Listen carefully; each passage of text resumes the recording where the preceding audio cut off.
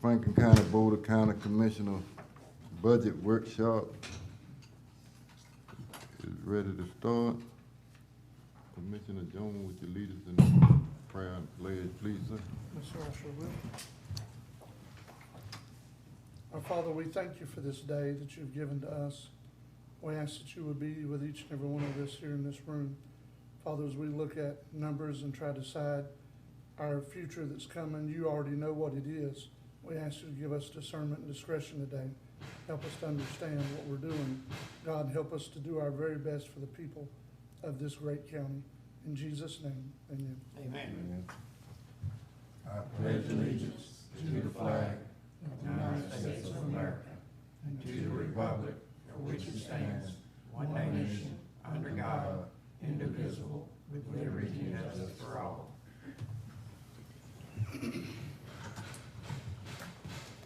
Good morning. Close those doors too, please. Thank you, sir. Today we'll be doing the workshop. Michael, you can take over. Yes, sir. Let me start and I'll pass it on here. Public comments is next, but Commissioner, we have no one on the phone that wants to have any comments at this time. So I guess everybody's going to wait until the public hearings, which will be in September sometime, to comment on the budget. They're probably watching live stream and they want to see exactly what we come up with today. And as it is, this is a meeting where you actually look at the budget. You look at you deal with the constitutional officers, their budget, your department heads, non-governmentals, a few other budgets. And today you come up with a number.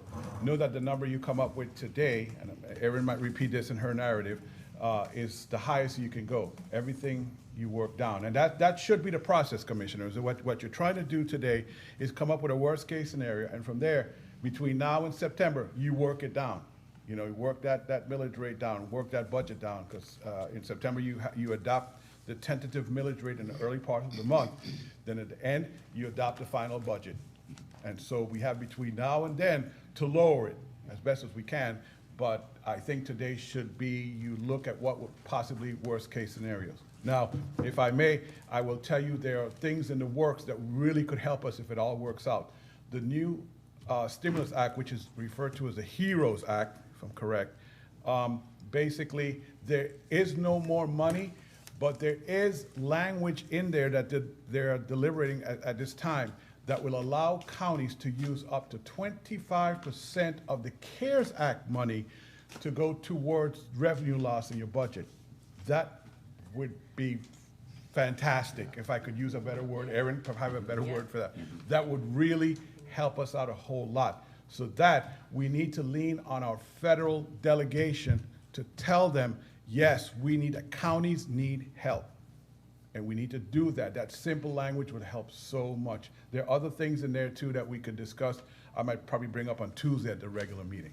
So here's where we are.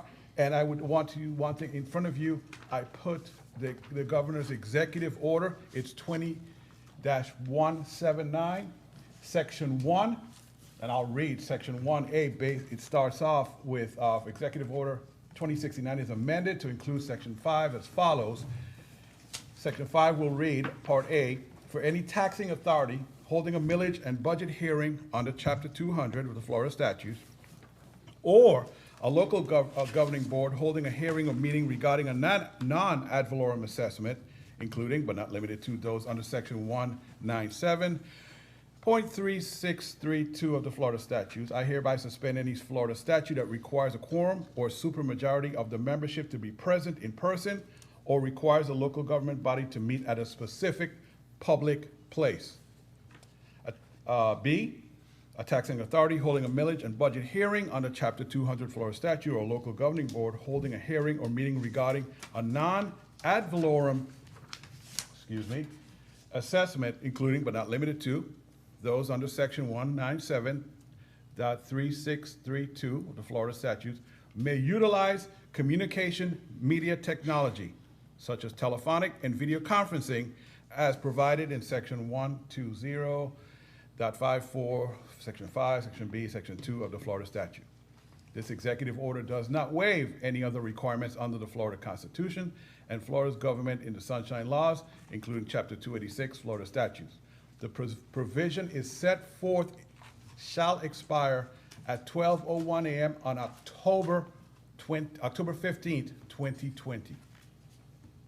So I say that to explain that what we're doing here is basically what the governor is directing others to do throughout the state. We're not the only one doing it in this manner. We allow the public to speak through the telephonic. At some point, we might move to a more virtual type situation. I'm working on that slowly but surely. And that's it. That's all I have for you guys today.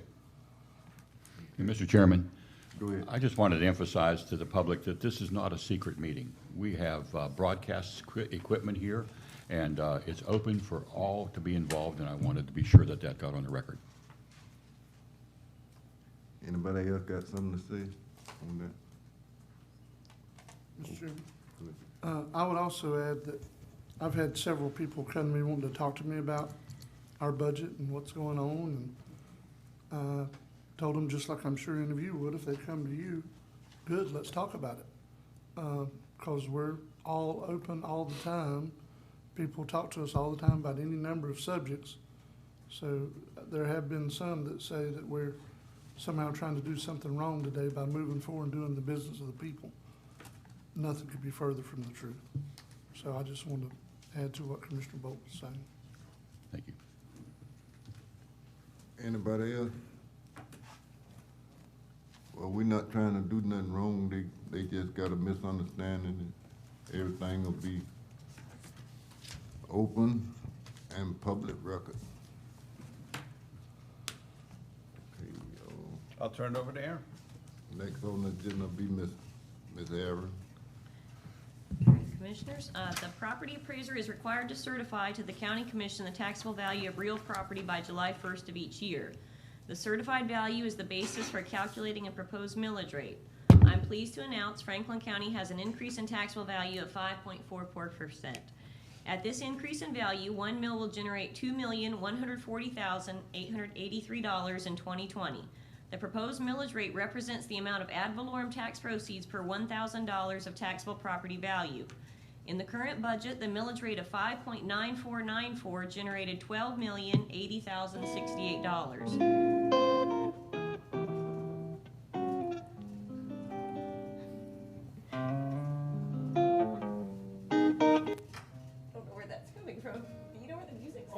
I'm so sorry, Commissioners. Oh, my goodness. I apologize. That's the live stream. Yes. Oh, God. That's embarrassing. Okay, I like go that on. background music. Just background music. It Yeah, like eases an things, elevator or doesn't it? department store. I apologize, Commissioner. Technology. In the preliminary budget, the current millage rate of 5.9494 would generate $12,736,970. The rolled back millage rate is the rate that nets the same ad valorem proceeds that a taxing authority operated on in the prior budget year. This does take into account the effects of amounts transferred to tax increment districts. The rollback rate is 5.6926 and would generate $12,187,191 in ad valorem proceeds. The millage 5.9026 and $12,636,695 in property tax proceeds required to fund the preliminary budget as presented today is currently 3.69% over the rollback rate, which equates to $449,504 over in ad valorem proceeds. The difference between tax revenues from one year to the next, excluding the effects of the tax increment districts, is $556,627. The sales tax revenue estimates, which were released late by the state of Florida's Office of Economic and Demographic Research, paint a dire picture of the state's economy for next fiscal year. Florida government is heavily reliant upon sales tax proceeds. Whereas county government does not rely as heavily upon sales tax proceeds as the state budget, we are intertwined with the state economy as far as state shared revenues are concerned, and approximately 17% of the revenues for the general fund come from sales taxes. In the past, these revenues have been dependable and have shown sustainable, reliable growth year after year. Due to the ongoing coronavirus pandemic, the state of Florida is expecting next year's revenues to be negatively impacted. The state of Florida has a tourism-based economy, and the social distancing and reduction in travel to South Florida locations due to pandemic fears have reduced the state shared sales tax revenue proceeds by $227,821 for the general fund and $225,780 for the road and bridge fund. The commission encouraged all requests be turned in at the same level as last year, with the exception of state mandated funding. The constitutionals and departments that have requested increases are as follows. Clerk of Courts, $12,996. Parks and Recreation, $12,228. And Extension Office, $2,342. Other increases include an estimated 10% increase in the cost of coverage through Capital Health Plan, which equates to an increase in cost of $144,492. An increase in the FRS retirement contribution rates as set by the Florida legislature increased costs by $44,971. An increase in the transfer to the tax increment districts of $3,327, and $231,232 included in the general fund at the preliminary millage rate to fund a $1,200 one-time allocation for all essential government employees. A one-time allocation does not permanently increase the wage base or departmental budgets. Revenue offsets and reductions to the budget include the following. Other revenues increased by $67,430 in the general fund, an additional $109,677 in FEMA funds carried forward.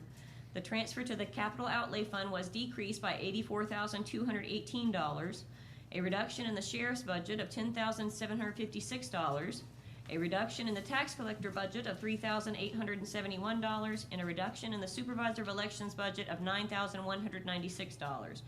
With the recent rate increase on landfill tipping fees, improvements in the housing market, and the ongoing processing of storm-related construction debris, the tipping fee fund was also able to transfer an additional $100,000 to the general fund. The tipping fee fund has not been able to transfer more than $100,000 per year to the general fund since 2010. Items that increase the budget, $902,847, less those with decreases, $385,148, result in a net increase that is approximately the difference in budgeted ad valorem proceeds. The summarized increases and decreases that make up the difference from the 1920 budget to the 2021 budget are summarized in the table below. The total budget in 1920 was $58,679,230, and the preliminary budget for 2021 totals $62,433,711. The change in total budget is $3,754,481. The change in total budget can be attributed to some of the special funds. The balance in the Healthcare Trust Fund will grow by more than $579,000. Weems Memorial Hospital Fund budget is more than the prior year by $937,000. There is a new HHRP Housing Assistance Trust Fund with an approximate grant balance of $806,000. An additional $787,705 in grant-funded paving projects in the LOGT Fund, and an additional $615,571 in grant funds for the Franklin County Airport. In 2020, homesteaded properties with just values exceeding taxable values saw an increase in assessed value of 2.3% based on CPI. A homeowner with a house valued at $150,000 with a $50,000 homestead exemption would have paid $594 in county taxes in 2019. At the proposed 2020 rate and the CPI adjustment to value, that homeowner would pay $611 in county taxes. A homeowner with a house valued at $100,000 with a $50,000 homestead exemption with the CPI increase in value would have paid $297 in county taxes in 2019 while paying $309 in 2020. And that concludes our summary. So most of our increases is the mandate, what Tallahassee on us, right? Well, there are some things that are beyond our control. Number one, of course, is the reduction in the sales tax proceeds and state revenue sharing, which that, accounts for the $453,601 in lost revenue. We also have, the FRS retirement contribution rate increase, which was $44,971. That's also beyond control of the board. We are compulsory members of the Florida retirement system, so we don't have the option to not comply with that. Okay. And then, the clerk of the court's budget increase, that's just relative to, that's also retirement rate increase, so with that one, that cannot be avoided as well. Okay. All righty. Well, next on the agenda, I guess anybody else got anything to say to Ms. Era? Okay, we'll start off with the sheriff office, Franklin County Sheriff Office.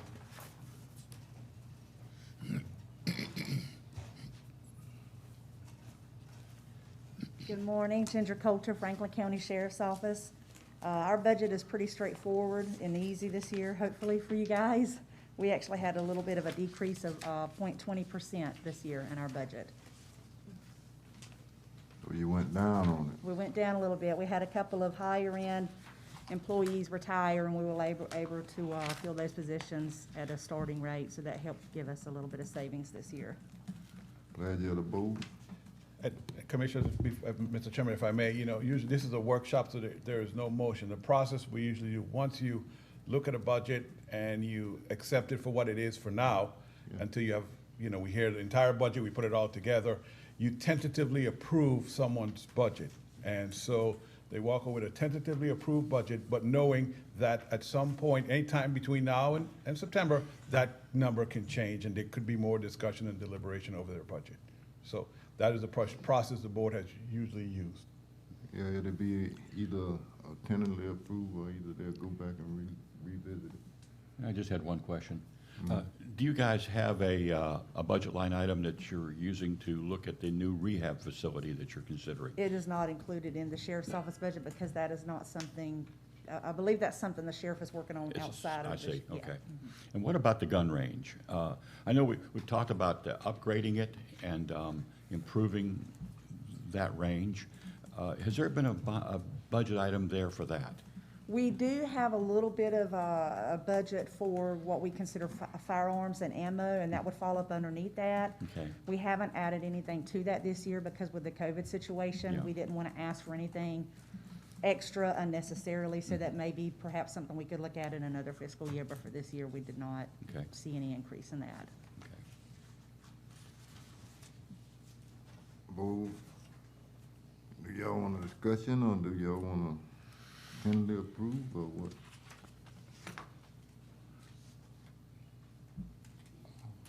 We tentatively approve it, don't we? Yeah. That's our standard? Yeah. Tentatively approved. Yeah. I got a tentatively approved, you Yeah. tentatively approved. Now, Thank you. okay. Thank you. Thank you. Next on the agenda will be the property appraisal.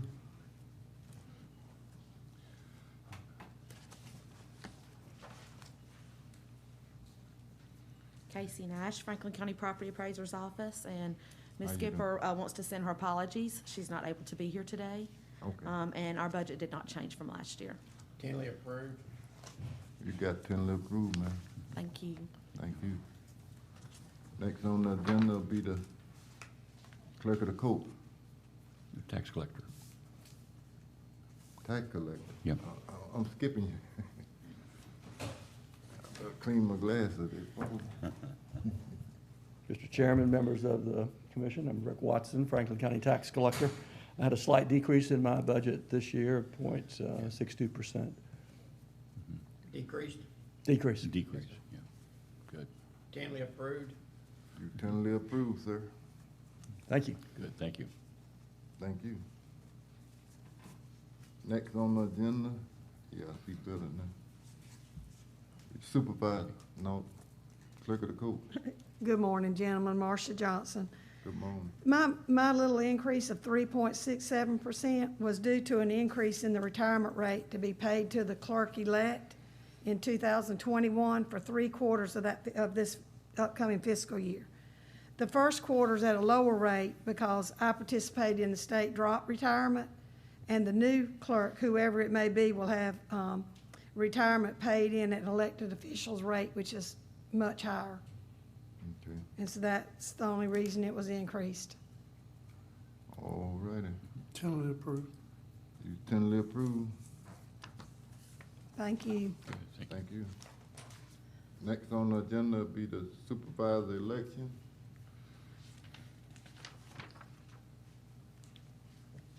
Good morning. Good morning. Heather Riley, Supervisor of Elections. We had a 2% decrease this fiscal year. Can y'all hear me? I can't, I've been mad. We had around a 2% decrease this year in our budget due to we only have one major election this year instead of two. That's good. Tentatively approved. You Thank y'all tentatively so approved. much. Good, thank you. Okay, now, I guess we running ahead of schedule, so you wanna take some of these? Yeah, well, we designed it that way, Commissioner, so there'll be not too many people in your meeting room and, at a time. And as I pointed out to you at the last meeting, last time we met, that you would have these gaps, you know, in the morning because we're trying to space out. Now, I see, Well, we Charles got- is we got the back veteran. there, so he can do it. But before we call Charles up, I think we should explain to the public is that this is not the first time you're seeing the budget. So a lot of you have already done research with the finance office. You've done research with some of the individual constitutionals looking over these budgets. And as your departments come up here at the top of the hour, you know, you've done this research before. So I don't want to give the impression that as they tentatively approve here this morning, this is the first time you've seen the budget, you're just blowing past it. No, you guys have met, you know, and discussed this and questioned it, you know, over and over. So I want to make sure that message gets out there. All We've right? had the package for a while, we've been reading it, Yes. talking to all the officers. Yes, and your department heads. Your So, department heads. Yes, so, you know, because I know at 10 o'clock hour, there's going to be a lot more discussion about capital purchases and stuff, so we'll go into more detail with that. So if we want to get one off the list, even though he didn't follow up I'm just playing Charles. Let's deal with Charles, and then we could take a break until 10 o'clock. Yeah, we had the budget package long enough to look over it, you know, talk to people and everything,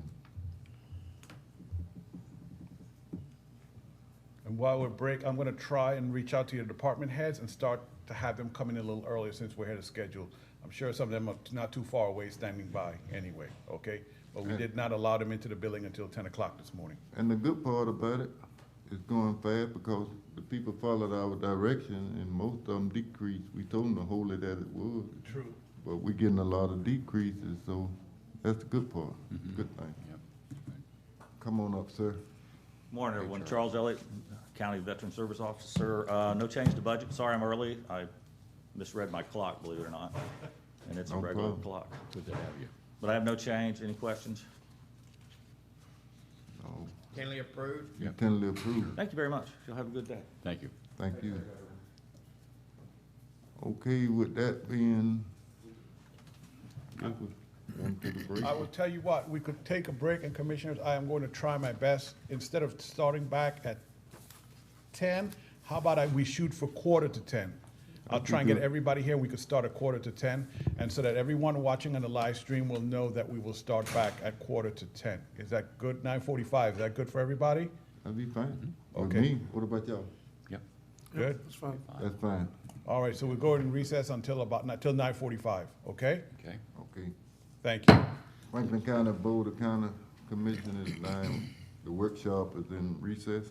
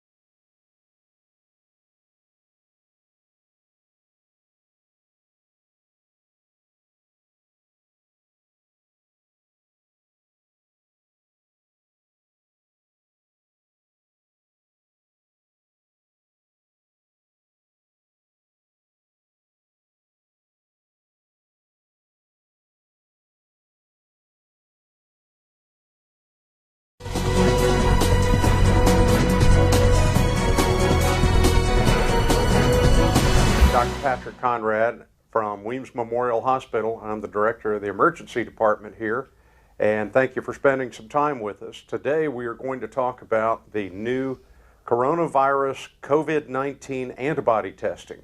The testing that we have had thus far in this area has been antigen testing. Very quickly, let's talk about the difference. The test that a lot of you have had so far, which is the nasal swab, and it's taken a few days to get back. In most cases, we've had very few positive results, but that measures for an antigen An antigen, think of it as just a small piece off the viral particle itself. So if you have an active infection, you are likely to have a positive antigen test. That is more of a snapshot test. That tells you whether or not you have a current infection. The difference is an antibody test tells you whether or not you had previously an infection. That's actually more valuable in a lot of ways. It will tell us who has had the infection and never knew they had it. And that gives a lot more valuable data to public health officials and to the individual, him or herself, for reassurance. So, Donna? I'm Donna Teratooth, the Laboratory Department Manager here at Weems Memorial Hospital. I'm going to be talking a little bit specifically about the antibody test. What is an antibody? When a patient when a person is infected with the COVID-19 virus, the body, specific cells in the body, will begin to produce proteins. Specifically, the protein is an immunoglobulin, and its purpose in life is to kill the virus or whatever infection that you have been infected with. The antibody that we will be testing is the IgG antibody. It is the one that in most infections confers immunity. It can attack the virus and induce a number of reactions that, first of all, cause the virus to die or to be destroyed. They don't actually die since they're not really living. And the other is to elicit an immune response, part of which is a memory cell, so that if the virus particle comes into your body in some future date, these memory cells remember the virus and they start producing even more antibody and killing it even more effectively. The antibody test is going to be a blood test. You're not going to get an uncomfortable swab up the nose. You are going to get a brief blood test. The sample will be sent off to a central lab, processed, and then we'll get the results and we'll inform you. What the general public should want to know is that if you have a negative antibody test, it doesn't mean that you're for sure going to get it. If you have a positive antibody test, it means you did get it, and that should actually be reassuring. Now, one question that Donna alluded to, if I have a positive antibody test, can I get a COVID-19 infection again? The answer is we don't know. You will probably have a good deal of immunity to further COVID-19s unless there are mutated strains, and there just has not been enough research yet for us to say. But overall, it's better news if you already have been infected and have a positive antibody test. There is one caveat on having a positive antibody test. There are a total of 7 coronaviruses that cause infection in humans. 4 of them possibly may cross-react with the COVID-19 antibody test. So that if you are positive, it could be that you have had one of these other diseases that don't even have names, they're just given numbers, 4 of them. But more than likely it's because of COVID-19, just because of the proximity of your testing and that is what is out in the public at this time. Employers may have a question, if I have an employee with a positive antibody test, should I allow them to come back to work? And the answer is yes, absolutely. They are much less likely to get infected, and they are much less likely, therefore, to infect anyone else. These would be your safest employees to bring back. Again, so a positive antibody test should be reassuring to the individual and to anyone they're in contact with. Thank you again for spending some time with us. Please let us know here at Weems if you have any questions, if we haven't covered anything or made anything clear. We want to be as informative as possible for the community during this time, and we will continue to bring you regular updates. Thanks for watching.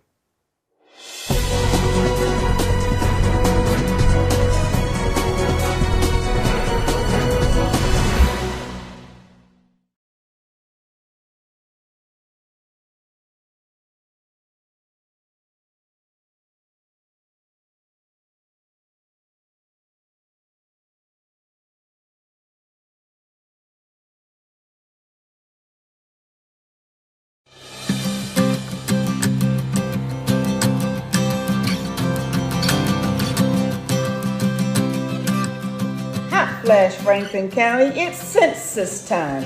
Everyone's counted. I'm Linda Gibson, and I count. Although our senior centers and libraries are closed temporarily because of COVID-19, Linda Gibson and her friends want to make sure everyone in Franklin County responds to the census. Everyone count.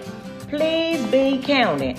My name is Gladys Gatlin. If you or someone you know has a tablet or a laptop, now you can go to my2020census.gov and put in your street address to be able to complete the census. It's now easier than ever. That's my2020census.gov. Everyone counts. So everyone in Franklin County, please do the census. My name is Sherilyn Clark, and I count.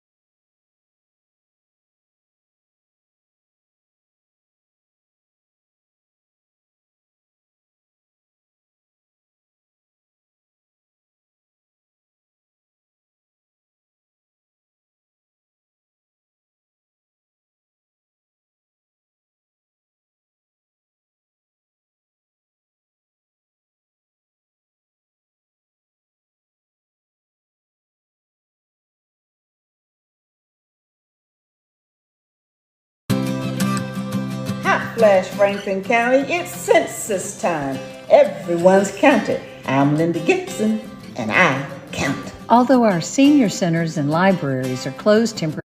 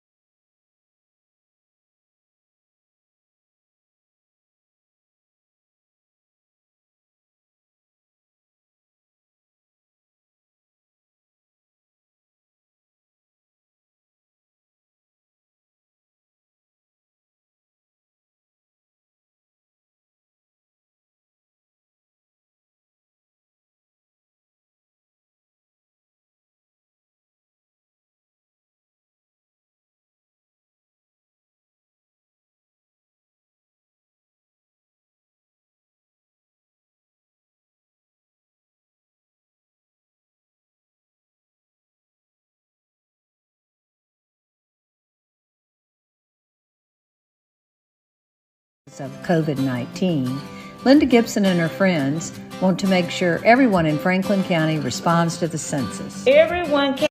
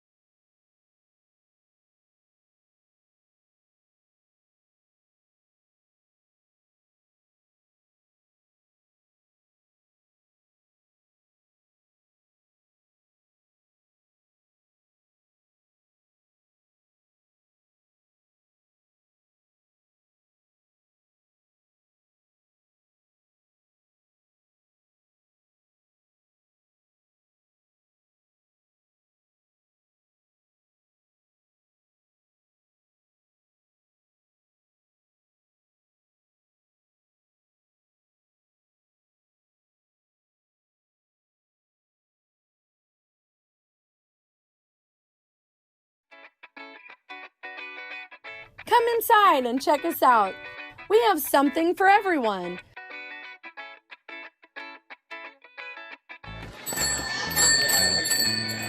Hello, welcome to Apalachicola Chocolate and Coffee Company. From our handmade chocolates, fudges, delicious old-fashioned caramel, pies, cookies, including the largest Greek wedding and macaroons you've ever seen. We also make the Italian-style ice cream called gelato, which is adult tested and kid approved. We have a full menu coffee bar, from lattes and cappuccinos to some of our signature drinks, such as our affogatos and black bottom coffees. And don't forget about the famous crafted coffee blend. We also roast our coffee beans on site, so it's super fresh. Don't like coffee? We also have teas and lemonade. If you're hungry, we serve breakfast sandwiches on our homemade bread, or we have New York water bagels. Or try the biscuits and gravy that are to die for. We also have lunch sandwiches and soups. We do carry some gluten-free and vegan options as well. Hear what some locals have to say. I love the biscuits and gravy. You know something? The coffee here is great. I love the ice cream of the chocolate company. So come check us out and stay a while. In here, it's just like Cheers, where everybody knows your name. Oh, hey, Dan.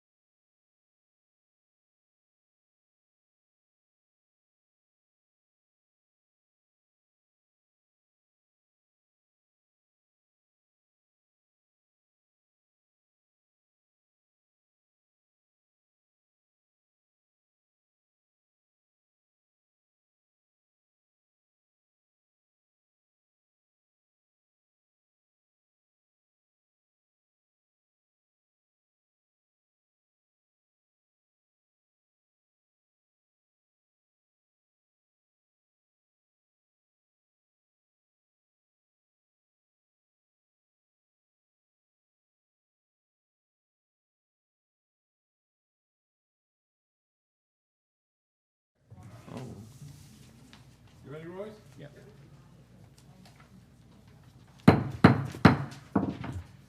Franklin County Board of County Commissioners now back in session. This is the workshop. Next on the agenda will be the road department.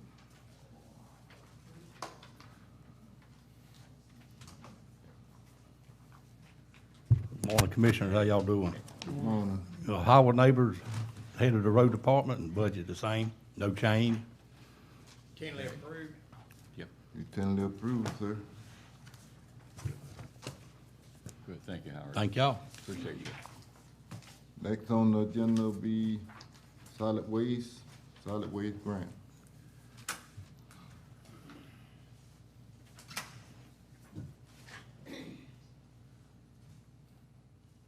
That'll be with the animal control and the parking rate, right? Good morning. Good morning. Fonda Davis. We're gonna start with solid waste, is it? Yeah. Okay. This is, if y'all see where I asked for a couple pieces of equipment that's needed. Okay. You got it in the budget? Well, one thing with the solid waste department, so in the general fund is not asking for any sort of increase, so his budget's gonna be flat. However, his equipment needs are actually gonna be funded out of the tipping fee fund. And I can actually go ahead and skip to the tipping fee fund if you'd like, and then I can kind of explain where the funding source would be for that. Well, they made that, didn't they? Y'all made the money off the tipping fee, right? Yes, sir. Yes, sir.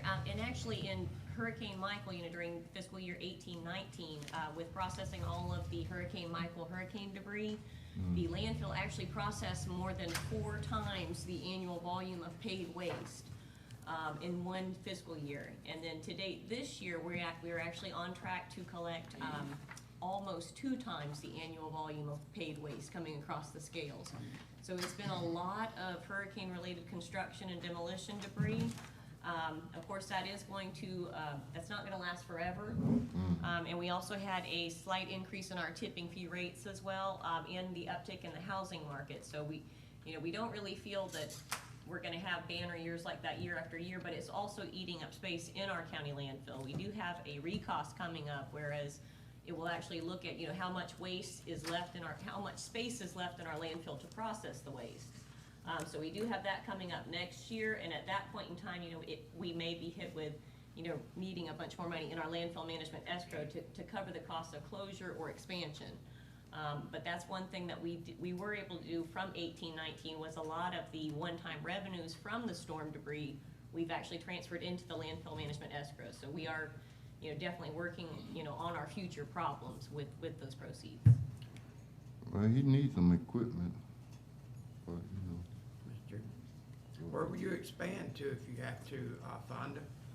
Well, the state owns some land. We had talked with them, briefly mentioned it to them about purchasing at one time, and then also across the street, East Point Water and Sewer owns some land. So, whichever way we decide, the board decide, we probably need to start moving towards that. So you gotta purchase some land. Yes, sir. And I do want to say, Commissioners, too, in your landfill department, as far as the quotes that were included for the pieces of equipment, actually Alan Pfeiffer mentioned, wanted to make sure that they were off of state contract bid pricing. The knuckle boom truck actually came from, that's actually going to be off of the Florida Sheriff's Association bid contract. The dozer was actually off of a Sourcewell contract, which is another governmental bid platform. One thing about the tub grinder, that one was actually, the original bid that was in your budget book was actually not the state contract pricing. So we did get a better bid on that, and it was about $48,000 less, and I'll be uploading that to your budget books because it's also gonna come off of the Sourcewell contract. So that one was confirmed that the original price was not from state contract, but it is now. But you know what, just go and read it. Yeah, I think read it, cause, you want to read that name, what you were talking about in the beginning? Oh, yes, I can. Yep. Yeah, go. Yep. The landfill tipping fee fund continues to see higher than average revenues. In the aftermath of Hurricane Michael, the Franklin County landfill processed over 4 times the annual amount of paid waste in one fiscal year. To date, the landfill is on track to collect nearly 2 times the average volume of paid waste in the current year. Coupled with an increased rate, improvements in the housing market, and ongoing processing of storm-related construction debris, the tipping fee fund was able to transfer $200,000 in recurring sustainable revenues to the general fund. The county has not been able to transfer more than $100,000 to the general fund since 2010. With non-recurring excess funds available from the collection of Hurricane Michael debris, there is approximately $519,166 available in the tipping fee fund to pay for the requested equipment that was so heavily used and abused during the processing of that waste. This $519,166 will replace a 2003 knuckle boom with 273,192 miles and a 2002 963 track loader with 8,090 hours. There is also enough recurring revenues in the fund to finance the replacement of the existing tub grinder, which is over 15 years old. Hurricane Michael and the overwhelming amount of debris that has been processed has stressed the equipment needs at the landfill to the max. So that's just something for you all to keep in mind as far as the equipment hours, the age of equipment, and we really do. Franklin County actually uses our equipment where there's almost no residual value. The trade-in on the 963 loader, we were given an estimate of $12,000, so it's almost used to the point of it being just scrap material. The point of it is, Fonda's gotta have this stuff. I mean, that landfill's gotta have it. He's gonna have to have some land to keep the landfill going, to keep the county picked up and Yeah, and that tub grinder is very important to reduce the bulk of that material so our landfill continues to have longevity. I'm surprised that stuff's still cranking with all them hours and still running. Yeah, you're right, Commissioner. We on the last leg. Yeah. The ring power, we just don't, over the years, we've been spending at least $20,000 on the 963 every year, at least 20,000 in repairs. But ring power say if it go down this time, they think that's it. So that's why they saying $10,000 to $12,000 trade-in value. And then on the tub grinder, it's down right now as we speak, and it needs to go to Thomasville. So that's, to even just get it going. And I don't even know what that repair would be. You're right. I'm wondering, do our landfill fees reflect the inevitable depreciation and deterioration of equipment as it's used like this? Do we have a factor in there that compensates for that? Well, we do not have a factor. I do feel like the most recent increase in the tipping fee rates, that has actually led to us being able to transfer that additional $100,000 to the general fund, which came in, very handy this year with the decrease in the sales tax proceeds. So I think that's factored in. And then another thing that, may play a positive part, on as far as the recycling bins, without us having to pay for that waste to be hauled out, essentially with the plastics and such, which we were having to pay for it to be transported to Panama City and disposed of, we may also see some improvement there where we won't have to pay as much to the transfer station operator just because they're not having to haul as much waste out. Well, Mr. David, let me ask you, how the rest of your equipment is? For solid waste, it's doing pretty good. We have some issues in other departments with. Okay. Okay. But I need a. Mr. Chairman, Go ahead. how many pieces of equipment are we talking about buying for solid waste? It's 3. There's 3 in there this year. Tub grinder? There's gonna be the tub grinder, there's a knuckle boom truck, and a dozer. The 963 track loader, I believe. Have we ever had a dozer at the landfill? Dozier, yes, when I first started, that's been 30 years. Dozier, the 963 is considered a track loader. It has a bucket on it instead of a blade like the Dozier do. And that's what you're purchasing? Yes, that's what I'm looking at.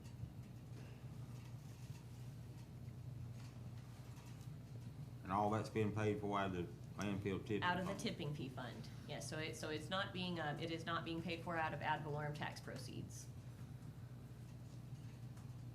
And these revenues are actually, I do anticipate it being, more of one-time revenues. The increase in debris that's being processed from Hurricane Michael, that is gonna come to an end, relatively soon, so. And one more question, Mr. Chairman. Mm-hmm. Our tipping fees, are they the same for people bringing stuff from out of the county to our landfill as it is for the county residents? Yes, sir. I don't think that's fair. I know that's not something to be discussed here this morning. When you bringing us stuff from out of county and not utilizing your own county's landfill, and they're gonna close our landfill with all this debris coming from out of the county, which amounts to more expense for this county when we go to buy land, we go to open up another landfill.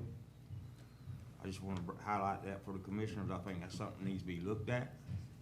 I don't mind helping out other counties, but when our landfill closes, are they gonna throw money over here to help us open another one? No. I don't think so. No, they won't. So I just wanna bring that That's a out. good point. I mean, that's nothing to do with the budget. Yeah, That's something I needs to be appreciate looked that, at. Commissioner. I agree with you there. Couple meetings back, we kind of discussed a little bit about that. Yeah. So, yeah. You know, real quick, Mr. Chairman. Go ahead. It has nothing to do with the budget, but I wanna say this anyway.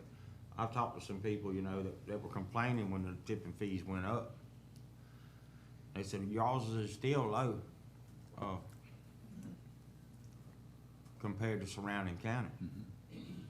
And these are people that's bringing stuff from out of the county into our landfill. When you try to help out surrounding counties and this and that, and I'm all about that too, but somebody gotta help us out when it comes to opening up another landfill. I mean, that's not cheap, and we're not talking about just buying land and dumping garbage, it's more to it than that.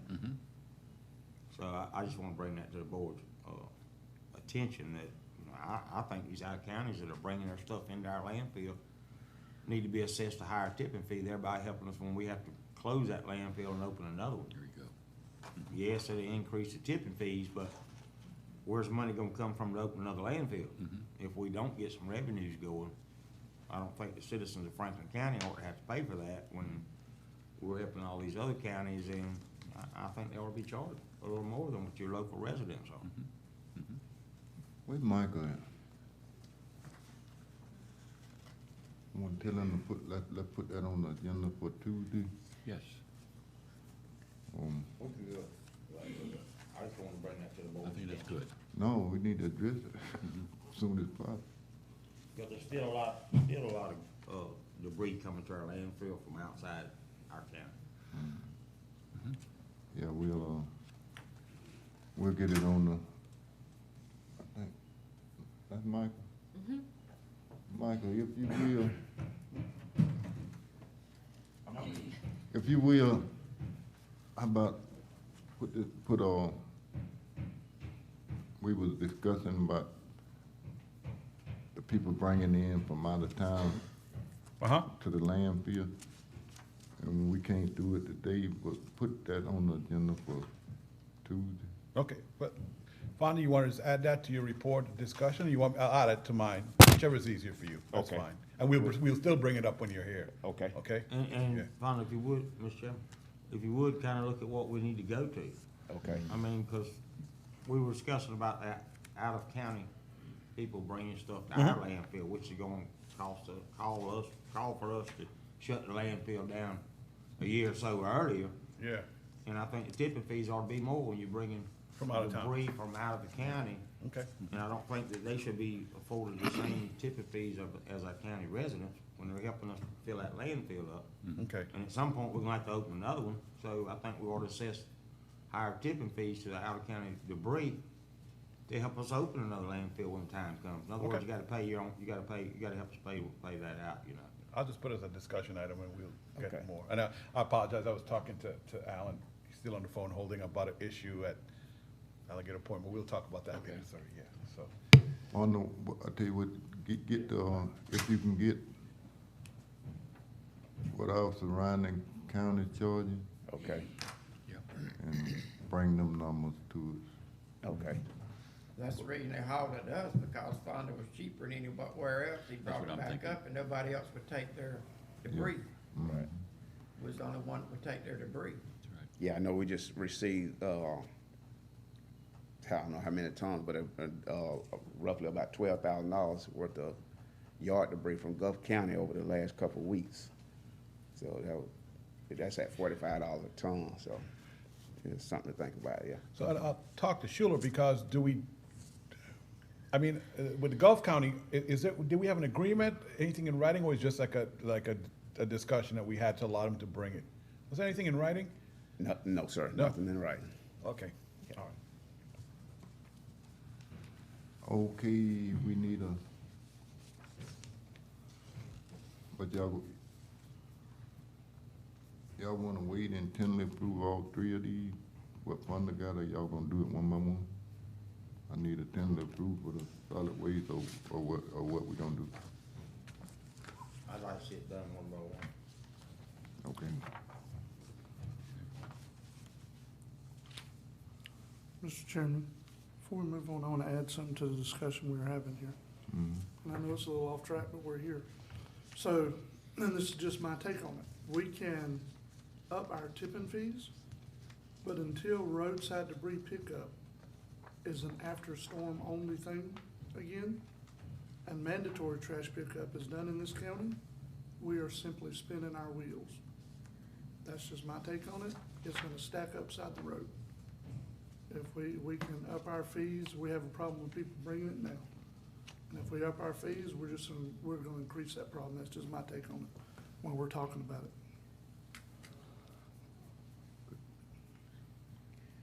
And I tentatively approve solid waste. Okay, solid waste been tentatively approved. We'll move on to animal control. Next on the agenda. Oh, yeah. Oh, Yeah, the Consolidated Solid Waste Grant, there is no change from the previous year. It's pretty much just a grant that supplements operating expenditures of the Solid Waste Department. okay, and it's the same. It's the same, yep, no change. All right, we get that from the state, right? Yep. Okay. And Mr. Chairman, I made an error in typing up the agenda. Animal control and parks and rec are two separate budgets. I shouldn't have been one line item on the paper that I hand you. I don't know what the agenda actually says, so. No, it's different. It's from mine. Separated? It's separated here. Okay, good. Yeah. Thank you. Animal control next, and then we have park and rec. So Okay. we'll move on to animal control. No change in animal control. Tentatively approved. You tentatively approving animal control. Next on the agenda will be park and recreation. Yes, Parks and Recs is slightly increased, due to the insurance and things that we just can't help. Okay. Yeah, and that is correct. You know, there has actually been several new parks that have come online.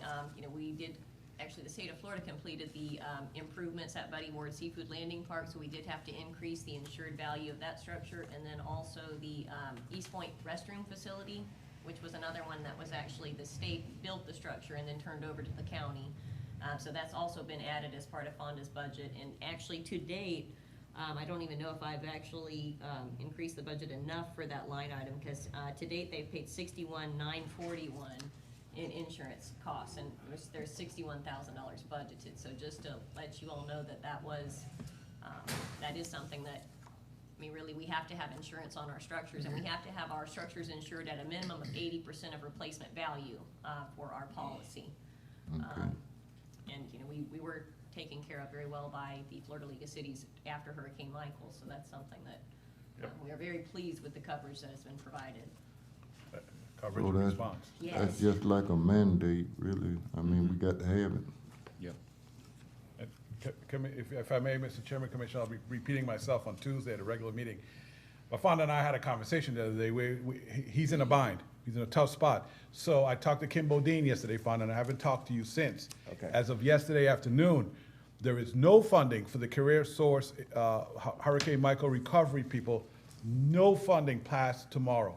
Tomorrow when they leave, that's it. Wow. It's not a state thing, it's a federal thing. And what we need to do a bit is lean on our federal delegation to get this money released to DOE, which in turn is releases to Career Source. So Kim says there's been zero movement on getting the money. Now, in addition to that, I think it was the last time we met, previous meeting, you guys had asked me to contact the warden out of the jail. Since we talked, the warden has changed. If I'm not mistaken, a new warden has started. Either which way, when we talked a couple weeks ago, they're at phase 2.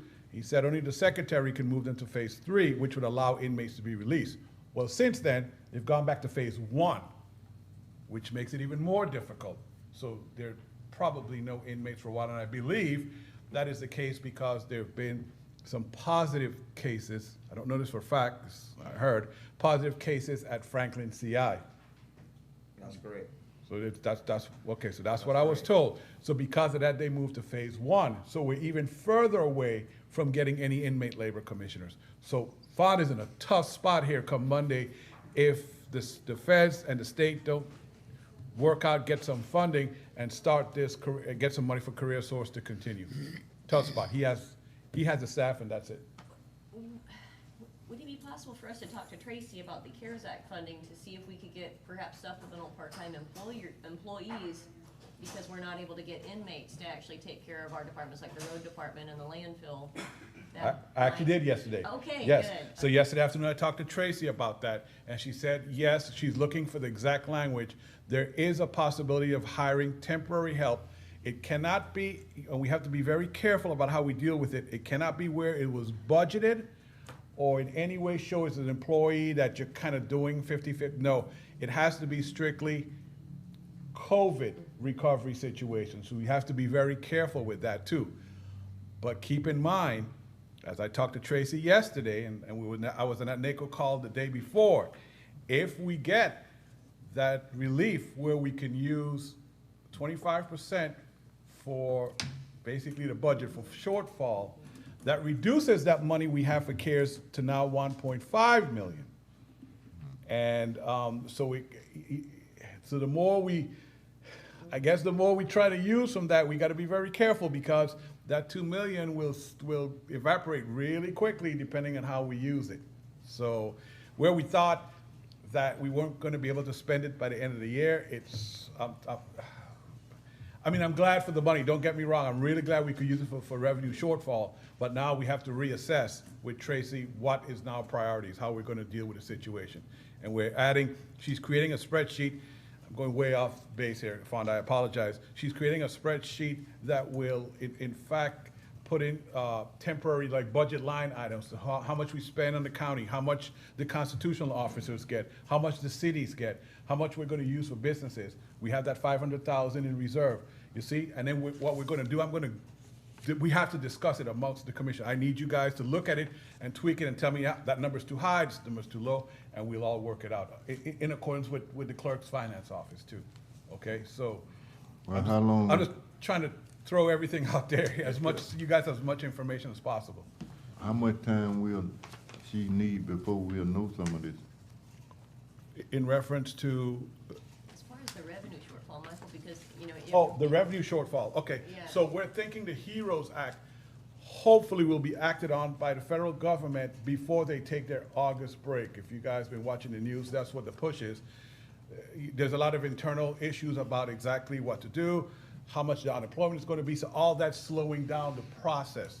But as they work towards that, we're hoping they get something passed before the August break. So I think in August, we will know for sure if we could use that $500,000, a little bit over that, for the for your revenue shortfall.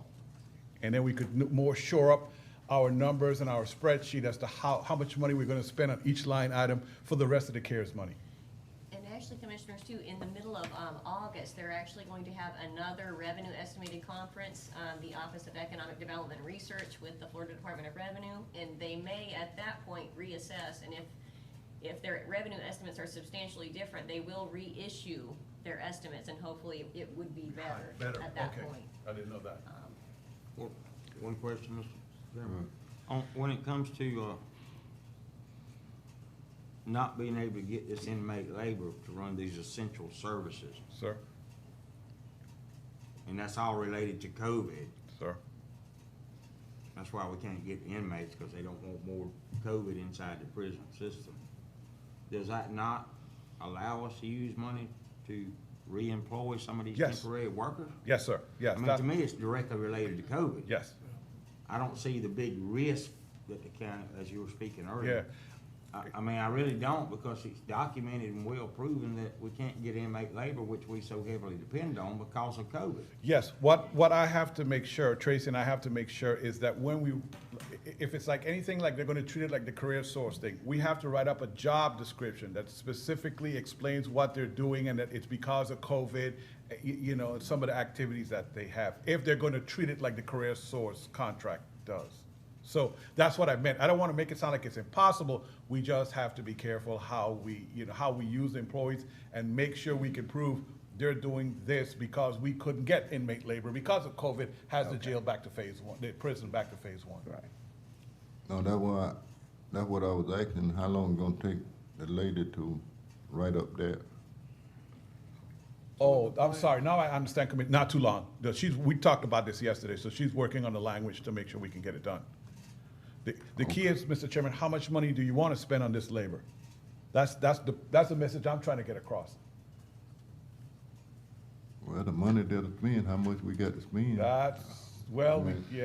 know, the pie gets smaller, slices get smaller and smaller. So that's why we have to set a priority, and that's not, Tracy and I would recommend to you what priority, so we'll give it to you. It is still your final decision how we divvy up this money and what kind of caps we put on each line item.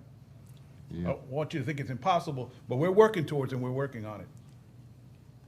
Well, in the meantime, while y'all getting that, also go back sometime today and call our representatives from Washington and tell them we need help. Yeah. All to. And if I may apply to make, it's one call with two requests. Basically, I'm going to be asking them, please get that money to career source people as quickly as you can. Yeah. Right. And then the second item I'm asking them is make sure all this language is in this HEROES Act to allow us to use it for the revenue shortfall, allow us to use it for the employees, you know. And if they can find more money to give to the counties, we need it. Not too proud to beg, you know, so. Should we be writing a letter with our chairman's signature on it for this? We could on Tuesday after. We can't do it today. Yeah, we can't do it today, but Can we put it? I'm gonna make a call, be prior to then and report back to you what they said, and we can follow up with a letter, sir. Okay. Yes. Mr. Chairman, is there a way of continuing to work through career source for these employees? Rather than making them Franklin County employees, temporary employees? I don't think we can. I'll ask him. Source. I'll ask Well, I him. mean, that's just something I wanted to put out there. I'll ask Kim, Commissioner, and see what she says. Yeah. So, let me clarify what you're asking. So you're saying like we would give the funds to career source? I think that would make it a little bit harder to do, but maybe it's possible. I just don't want to increase the workforce in Franklin County, and then the inmates come back out, and we don't need these people no more. Well, you hired me, now you're gonna fire me? I mean, if you run it through career source, which is what they've been doing, okay. I don't know how they're paying retirement. You know, I don't know what kind of program they got set up that would be, you know, just leave it where it's at, provide some funding for them, only for Franklin County in these essential spots that we need them. Until their funding comes through, it's like supplemental, you know what I'm saying? I mean, they'll be, what do you call it when If it's not, part-time? if not, we need to figure out if these employees gonna be county employees. I mean, we're gonna be paying them. I know. So I'm looking for a way to get around some of that. Well, I think, Mr. Chairman, I think unless I'm wrong, I think everybody with career source are basically OPS. So they get a actually higher hourly wage, but they don't have any other benefits. Zero benefits. That's what I understand, but Well, I could be wrong. You can figure all that out. I'll work up with you. And see exactly what we're. They do get vacation. Obligating ourselves to before we get obligated. Well, they kind of busy up there fussing right now in Washington, so I don't know. But I mean. Ain't taking care of nothing. And I'll update the board and as to if money comes through to get it passed tomorrow, I'll let you guys know immediately, you know. Well, Fonda and I will, one of us will, so. With the county, we do have, you know, a class of temporary employees. However, for us to avoid paying FRS retirement, the position has to be in existence. You have to anticipate it lasting less than 6 months. So if we did hire temporary employees, you would want to advertise for 5 months, or, you know, up to 5 months, or up to 5, you know, something to be within that range to avoid paying retirement. And then also, we would want to keep them working less than 29 hours a week, just to avoid, with our health insurance benefit, they require us, for anyone who works a minimum of 30 hours would be eligible for health benefits, so you'd be capped at 29. That's what you're worried about, what I'm yeah. talking about. Mr. Chairman, how many hours do they work now, Fon? 40. Huh? 40. 40. You see what I'm saying?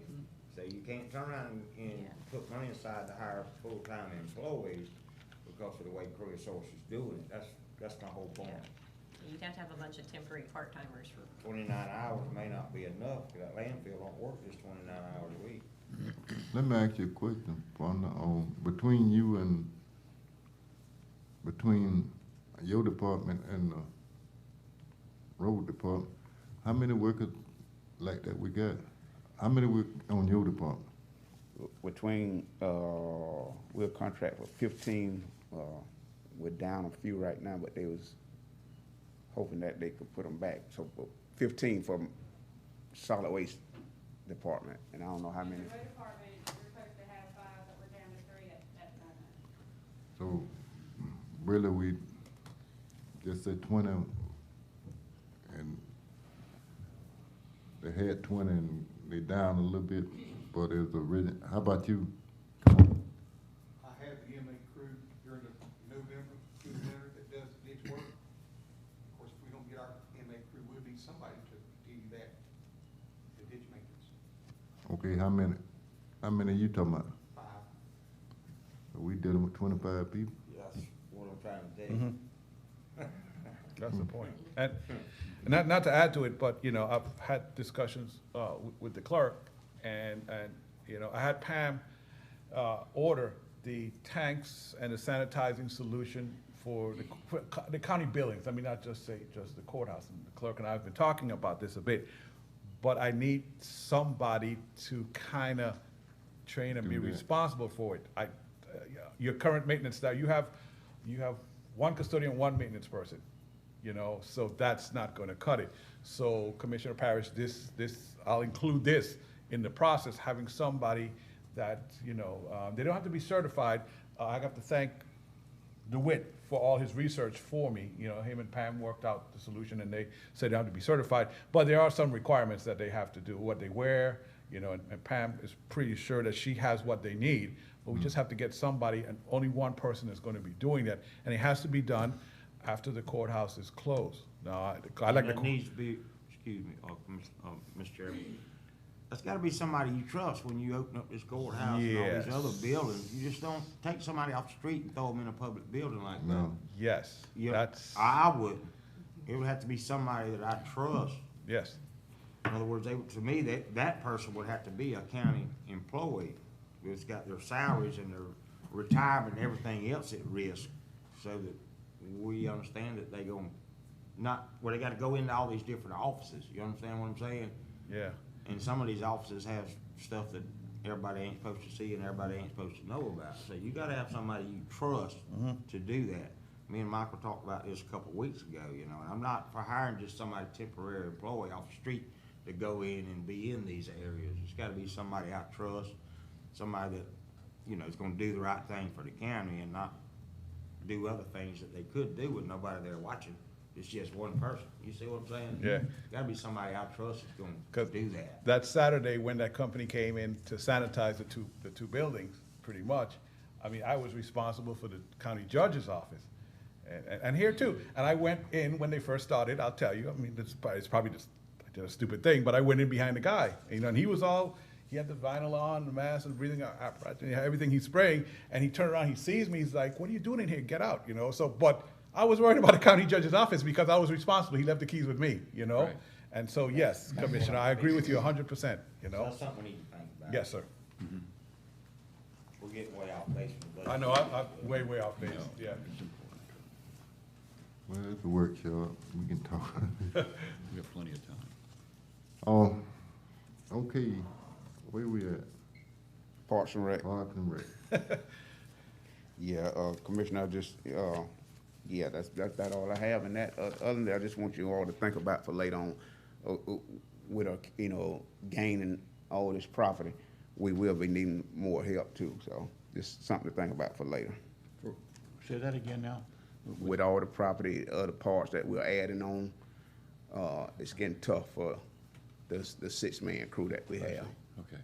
So I'll be coming back later for some more help. How many you talking about? You know yet? No, sir, I do not. Oh, yeah, okay, well. Yeah. I mean, that's, and the reason why I'm saying that is because, it's some of the reason why we're behind on our parts right now. Yeah. Just trying to maintain the ones that we already have, and then we adding on.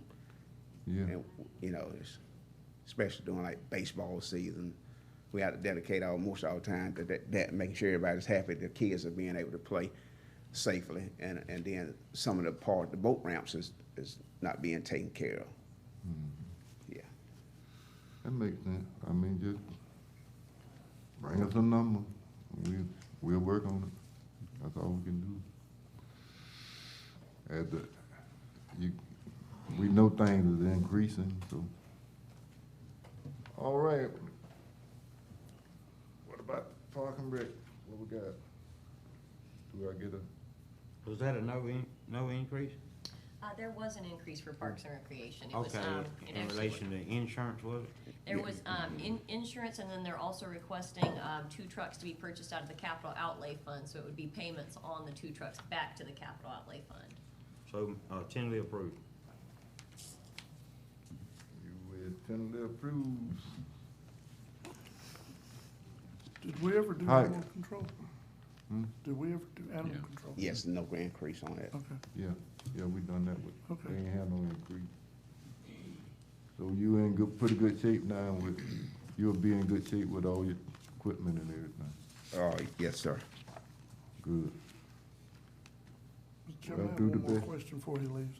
Yeah, do Mr. the- Davis, a minute ago, you said something about, with the help we're receiving from Career Source, that you have 15 people at the landfill, is that what you're saying? No, not at Landfill. Okay. They scattered out. Most, we're helping in Parks and Rec.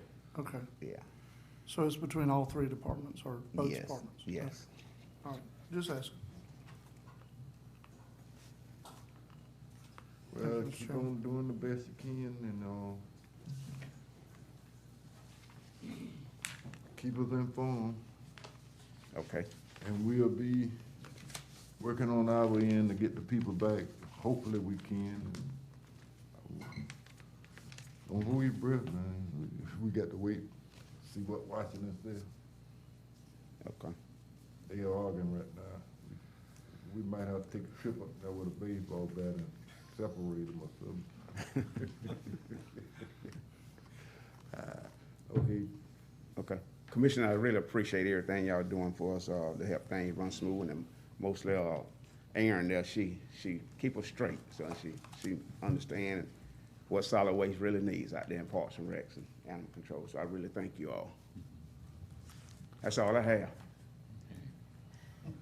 Okay, we'll see you Tuesday. Okay, thank you. Aaron, keep all of us straight. Aaron, I'm not sure if that's a compliment or not, but we'll see. My husband says the same thing. Hey, she keep all of us straight. She haven't. Commissioners, before we go to the library, I want to explain, the noise next door is the state attorney's office. We finally got a contractor in there to do some upgrades. They have asked for some upgrades, and Linda and I have been working on this for some time here, so hopefully that's what's being done right now with all the noise we're hearing next door. So I apologize for that. I didn't even know the contractor was coming in today until this morning. But we can't let him go because that's, how schedules are. They doing that modification so they can't see in there, right? Something like that. Okay, next on the agenda will be the library.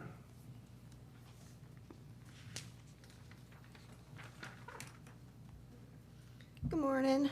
Whitney Roundtree, Franklin County Public Library. So there is no increase in the library's requested budget and no real significant changes. Tentatively approved. Thank you. Tentatively approved.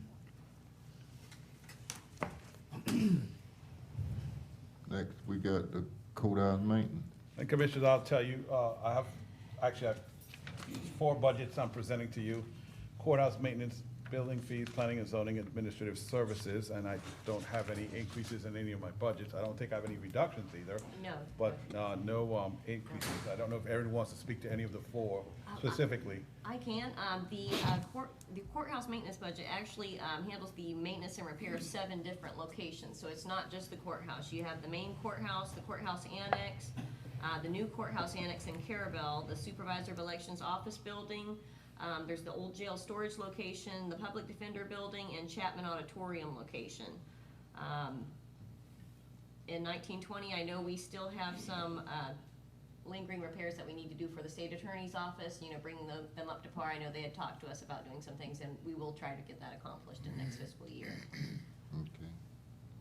What does that Chapman building have to do with the courthouse maintenance? Well, the Chapman building, it's essentially, there's just nowhere else to put it. So there is a tenant there. However, whenever something happens, that's something that we are responsible for, it being a After a certain landlord. amount, yeah. After a certain dollar amount, the county is responsible for the repairs on that building. It's a county building though. Okay, but the tenant, is that the physician we're talking It about? is. It Yep, is.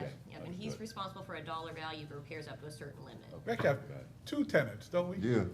Yeah. Handle players. Yes. Yeah, same thing You applies guys to them. too. Yep. Yep, they're good tenants. They do a lot of work on their own. A lot of repairs and upgrades to the building.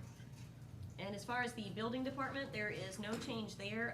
However, you all just passed an increase in the building department fees, and that, actually in the budget narrative that I read to start, where there was an additional $64,000 in other revenues, part of that was made up with an increase in building department fees. Now, with building department fees, you cannot assess fees that are higher than what it costs to actually run the building department. So it's not like we can assess a fee and have a surplus going into general fund to fund other things. So right now, with our estimated proceeds, I'd estimated at roughly $200-some thousand for the building department. And the budget is, actually their total budget is $204. So right now we're even.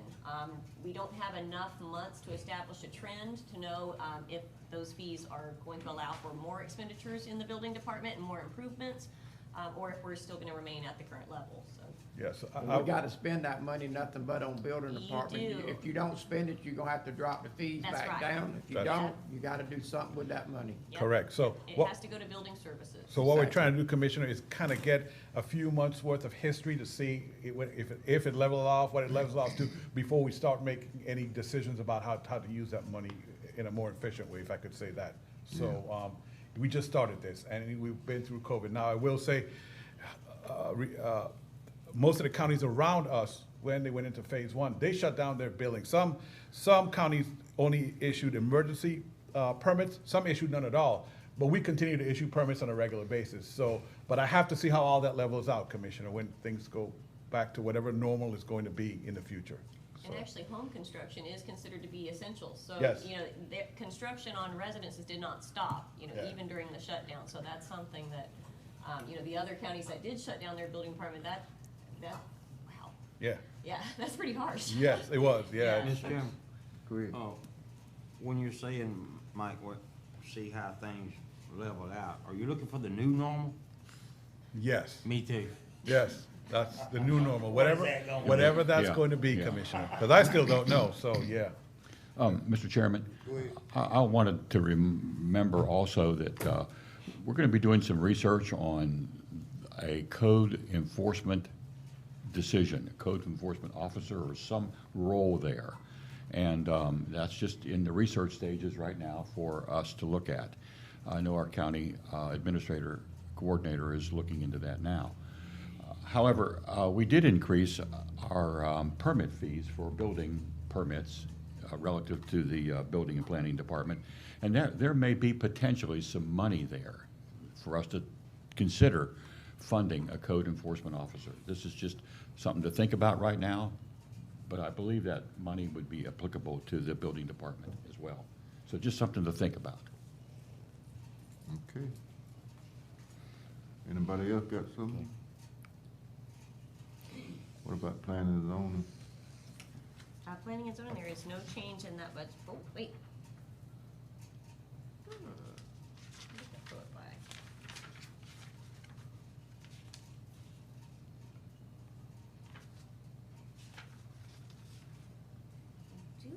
that is a mistake. Okay, that one, I will be reducing by $3,000, because that should not be an increase. Yeah, it should be an increase. Right. Now, I will say this to you, Commissioners. So, right now, Steve is your inspector. He is working towards becoming the billing official. He's, he's passing every test. He's doing really good. But it's not the matter of just a test, it's a timing factor. He's not allowed to do certain things. He has to wait a certain amount of time, but he's doing real well. We expect sometime in early spring what year are we in, 2021, that, once Steve is able to become the building official, again, there's this year thing he has to go through, that Mr. Gary will probably step down from being our building official. He'll probably retire. He's actually waiting for Steve to get, his certification, if I can use that term. All right, so that will happen there, and I don't know how that would affect the budget, but I'll come back to you guys at a regular meeting and let you know. Mike, would you, Mr. Chairman? Go ahead. Even when Mr. Gary steps down and Steve moves up, you wouldn't hire another person? You're gonna need a second. Because one gets COVID or one's out for, the building official's out for a month, you need somebody to kind of. Yeah, we need another inspector as a backup. I agree. Yeah. I agree, So and that's I why. don't know how that'll affect the budget, but one moves up and you hire somebody to replace Steve. Yeah. It should stay about the same. I agree. And I don't think we need to limit ourselves to one official anymore. Like in the past, which Send was, the budget, let's go ahead and move forward, so if one's out. You understand what I'm saying? I got you. Rotate. Yeah. Because it was Robin and Chris, and, you're right, Commissioner. I'll keep that in mind. And that could also be funded, if we look at the increase, you know, Yes. with more of a significant trend where we can establish how much the new fees are gonna generate. So that may be one way that we're able to fund that. Real quick, Mr. Chairman. Also, Mr. Carrington is in the drop, and at some point, this county's gonna need to hire an assistant Good planner. point. Yes, When he leaves, we're gonna be left without a planner here for the county. yes. Yes. And I've been talking about this for a while, ever since Alan left, and Mark stepped up, just as we were talking about the building official. I keep saying this, but if we keep waiting around and Mr. Carrington decides, I'm ready to retire, what are we gonna do here as a county? I mean, so I think we need to be looking at potentially hiring an assistant planner to learn from Mark before he decides to fully retire, to learn some of the history and some of the, bring somebody out of the county or wherever we have to hire a planner for, and he has no knowledge and no history, no background, it's gonna be rough on the commission, it's gonna be rough on the public and everybody, this man trying to come in and learn everything at one time. That's right. Not Yeah. only learn how we do things around here, but learn the history of how things have been done. Yes. What the board, I think my approach to that, Commissioner, and I've been thinking about this and working on this, not as fast as I probably should be, but what we're gonna have to decide from Mark, and I hear this from Mark and Alan all the time, what planning was back then is not what it is now. They said it's evolved, it's changed, there's less of a need for planning, and they talked about what some of the actions the state has taken and so forth. So first, we have to figure out, of Mark's day or of his week, what is actually done to planning versus what is being done to grants management. And so then when we see what the breakout is, then we have to decide, and I'll approach the board about this, we have to decide, do we want to go with a planner or a planner as an employee, a planner as a contract employee, or do we want to go somewhere like ARPC that does planning and does this for other counties and see what they can do for the county? So we have to narrow our options, and then you guys have to make a decision what direction we want to go in. Because even Mark admits to me, he said, Michael, less of my work is about planning, more is now about grants management, But still, Commissioner Parrish is correct. It doesn't matter if it's 50%, 50-50. We still need somebody here that, number one, has a chance to understand the history of the county and understands how the board likes to proceed, what our mission statement is, how we're going forward. So I agree with Mr. Parrish, but I have been working on it. Yes, have I put it to the side? Yeah, I'll put it to the side because other things have come up. basically commanded my attention. But Does Mark have a date certain in the drop program where he will retire, and do we know that date? he just entered drop, which is for In April, and it's 5 years. 5 from years? He entered in Okay. April, and 5 Yeah. years hence. He can go anytime he wants. Yeah, Commissioner Bolt, I want to Really? make sure you understand what Commissioner Parrish is telling you. At any time Mark decides while he's in drop now, he can say, okay, Michael, 2 weeks from today, I'm out. You know, so This is real serious. that's not his, that's not I who know. he is. That's That's not what he his does. personality, I know. Exactly, but I want, you know. Right, of So, course. yeah. So Well, either Commissioner way- Parrish is right. I need to put that back on the front burner and start dealing with that situation.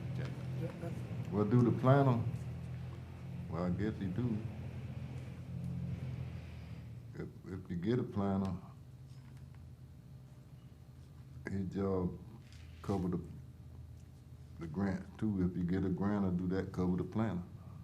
The assistant planners always handled the grant part of it, and Alan, when Alan was here, he did most of the comprehensive plan amendments and all this other stuff. Yeah. But now that we've only got Mark, he's having to do grants and try to keep up with everything else. Yeah. And if he's gone, who's gonna do all of this? That's Yeah. my whole question, whether it's ARPC or somebody else, or we hire somebody that answers to us as a board when it comes to comprehensive plan amendments, when it comes to land use changes, and all these other things that are presented to the board, and how the land development code works in conjunction with the comprehensive plan, because the land development code is a shorter version of the comprehensive plan. What's in the land development code is derived from the comprehensive plan. But And these are things that you learn as you go through the P&Z process, which I did. And, you know, it gets, I won't say it's complicated, but it takes a lot of dedication and It is. memorizing what's in the comp plan and what's in the land development code and how the two work together. How they apply, yes, sir, yes. So it's, And, Mr. Chairman, I'll say this to answer what you, Commissioner Parrish. So I would tell you, Mark is working diligently with Courtney about understanding grants and how to maintain them, how to meet the deadlines, what to look for. Like yesterday, for that trail on Alligator Point, they had to go out there to see if there were any endangered gophers, you know, bears, snakes. I'm not sure if she enjoyed that, but nevertheless, that was part of the grant management, you know, because they have to report back to FDOT. The grant things, and I have to agree with Commissioner Parrish, the grant is the easier part of the deal. I mean, it's mostly in black and white. You call FDOT, what do you want from me? What do you need? You know, the planning part, that's not as easy, you know. That's not as easy. And so I really need to find again, put that back as a priority and start dealing with that. we're getting way off base here. Yeah. No, not Well, I really. mean, it's all part of budget, you know, because it's money. It you know? is, it's very Yeah. serious. And having Yes. too much money in the building department, I wanted to bring this up. Yeah. Because it may not be too much money. if Might we not be take not the enough. actions That we need to take. Might not be enough, Commissioner. We've got some good agenda items here. And additionally, he's the only person in the county, cities included, that's lab certified, isn't he? Yeah, That's yes. right. Because of him, the county is lab certified to see, yeah, no, you're right again, yeah. So again, he's working with Courtney on that to make sure she is certified for the county, yes. Yes, sir. Guys, yes. You're right, Commissioner Parrish, it might not be enough. Yes, sir. Okay. Now, where we at? Administrative service. Yes.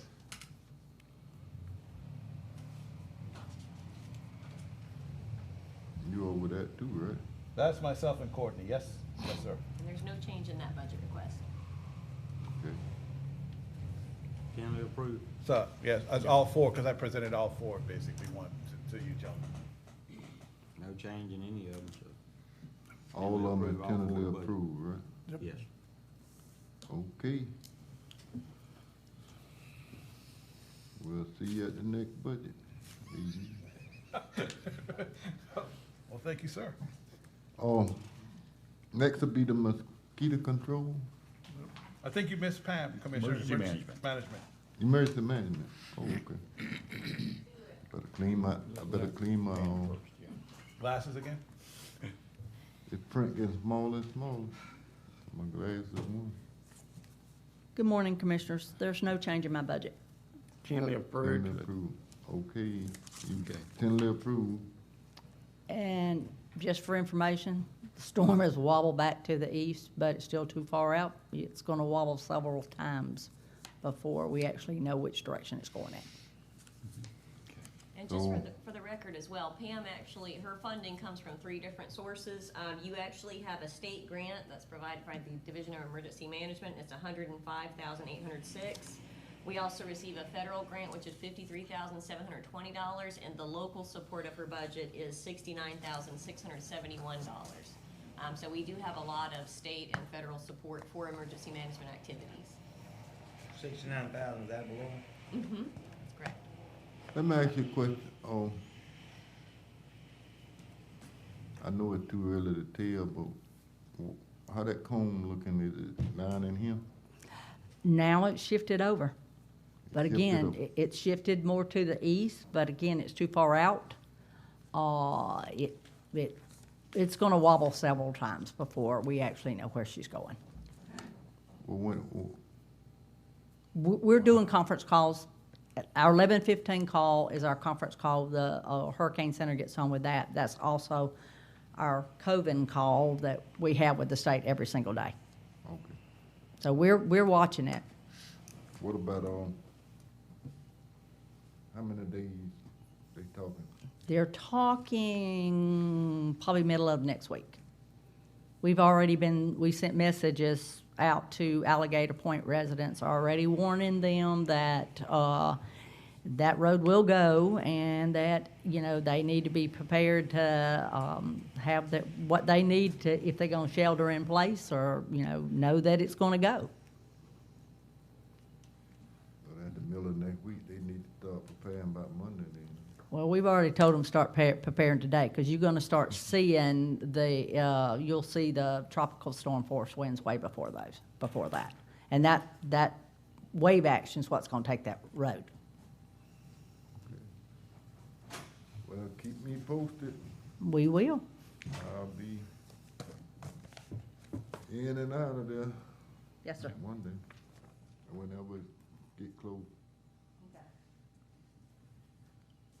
All right. Let's see where we're at. Now mosquito control.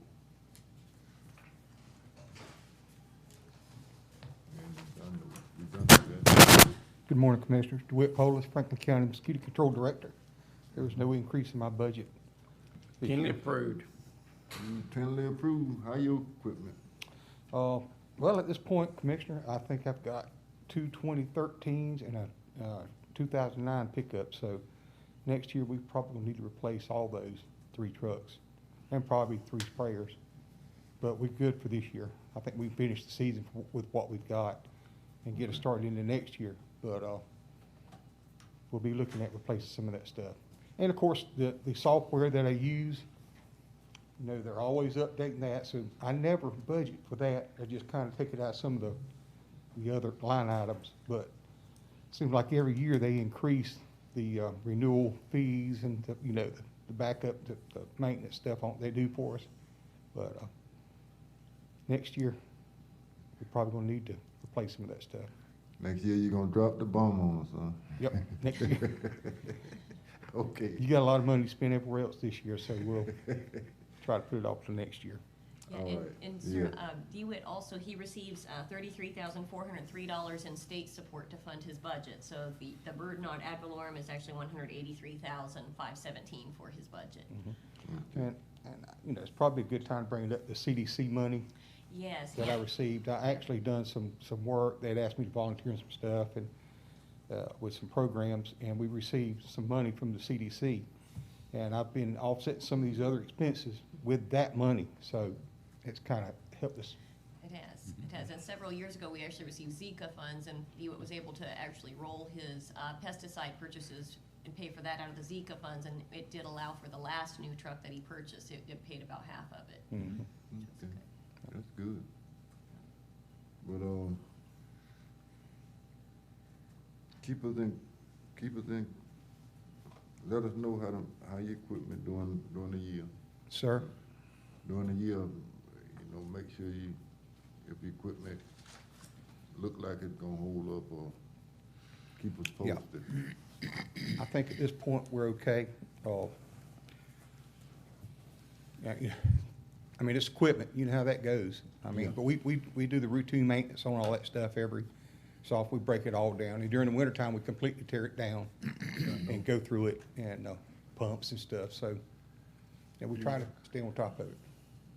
Yeah, y'all be rolling plenty of miles on them trucks, I mean. Yeah, a lot of miles. We a lot of miles back. currently, And on them sprayers and stuff, I mean, spraying the whole county. yeah. And currently, the complaints have really picked up in the last 3 weeks. I didn't know if the board was aware of it, but I had one employee, one of the part-time guys that was out for 2 weeks. He was exposed to someone, anyway.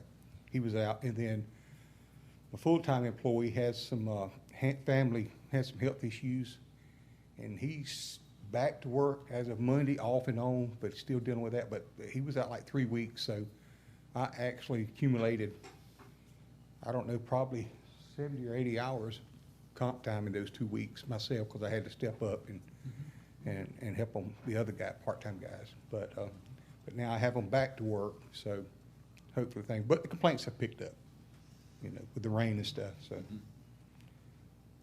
We're getting plenty of rain. Oh, and That looks it? like some more coming next week from what she talked Yep. about. That's not gonna get any better. Yeah. So, you tentatively approved, sir. Thank you, sir. Okay. I appreciate y'all's support. Hey, Mr. Chairman. Yes, sir. Aaron, I wanted to just have a conversation just a moment as I think of supplies being bought and equipment being bidded on and all those things.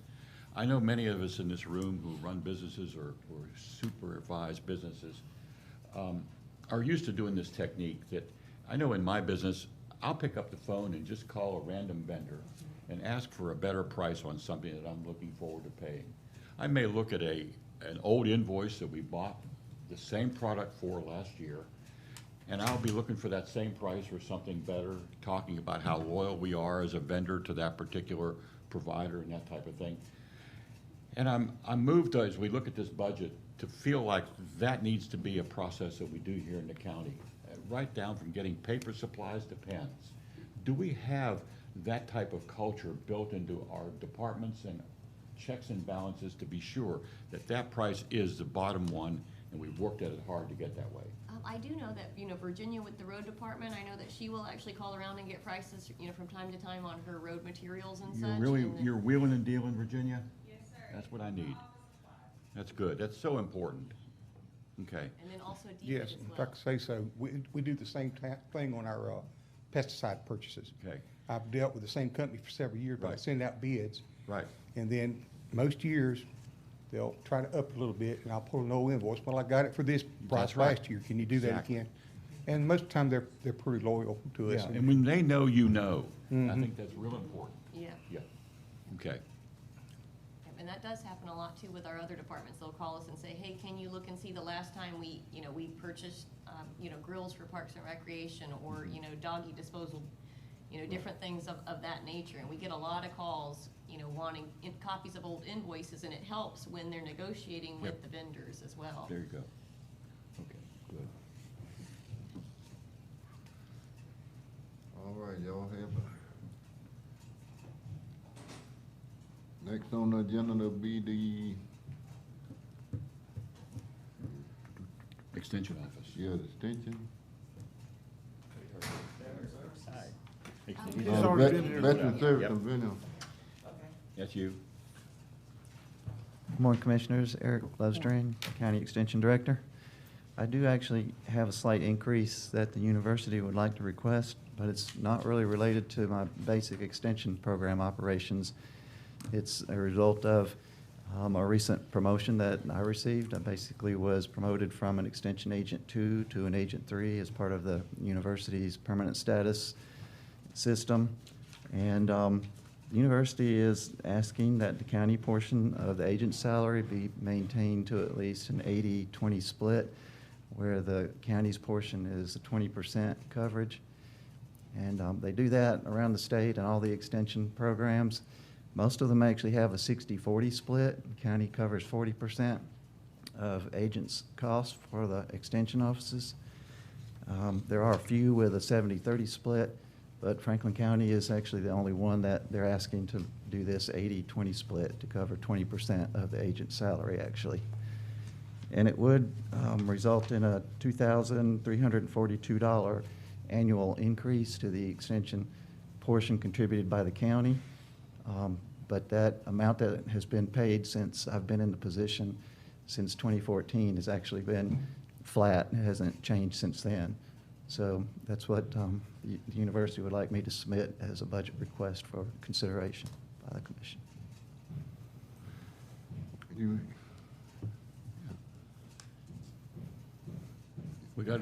We have a new level of credential here. Eric has just been recertified to a different level, and I think that's great. That's a compliment to the county. Yeah, it's not good timing, but it's just the nature of when I came into this job and the 5-year process of accumulating my packet to submit for the promotion process as a body of work to the university for all of the committee's review. And it took a year for them to review that and approve me for promotion to that next level. Just found out here near the end of June, actually, that I was approved for that. But don't they supposed to take care of that part? Well, in general, it's an agreement to share costs for the agents that are in extension offices. And there is a memorandum of agreement between the county and the university to do that. So, can I ask a question, Mr. Chairman? Sure. So is the amount still what we have on the sheet, or it increased? It increased from the amount that has been the same for the last at least 4 years since I've been here. Right. And it is listed in that, let's see, that's on Schedule 2, page 5 of 6. It's under the item 34, other contract services. That's the portion of the budget that covers the agent's salary. And you can see that this year, it went to 22,074 from 19,732. So it's a little over $2,000 annual difference. Yeah, so that amount is in the budget request. It's in the budget. That's what I'm trying to It determine. is, yep. Okay. So it is the 85,699, that is the, Yes, 85,699, Okay. and that includes the 80-20 split that he's talking about. okay, well, that's what I was trying to determine. Was it this plus 2,000, or is this it? That's- Because the date is 6/25, so, okay. That's it, yes. Okay. Yeah. That's all I was trying to determine. Okay, If yeah. the number's changing from what we're looking at. Yeah, I saw it last night, a $2,000 increase. Okay. Yes, sir. Tentatively approved.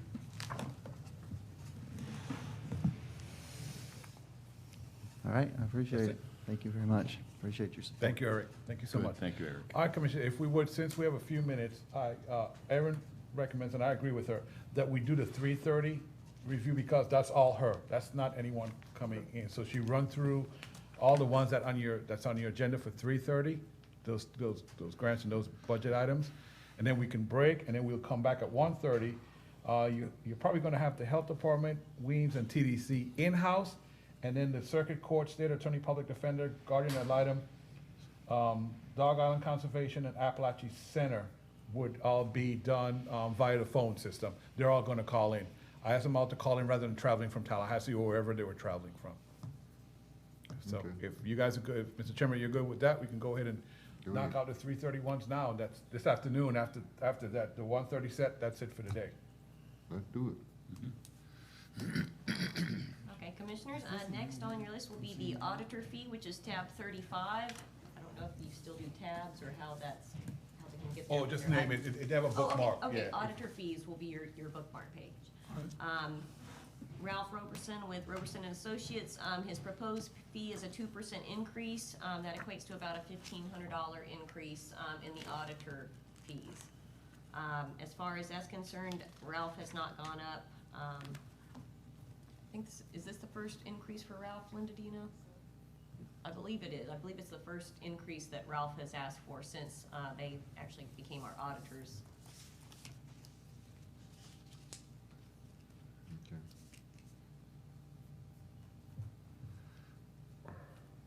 All right.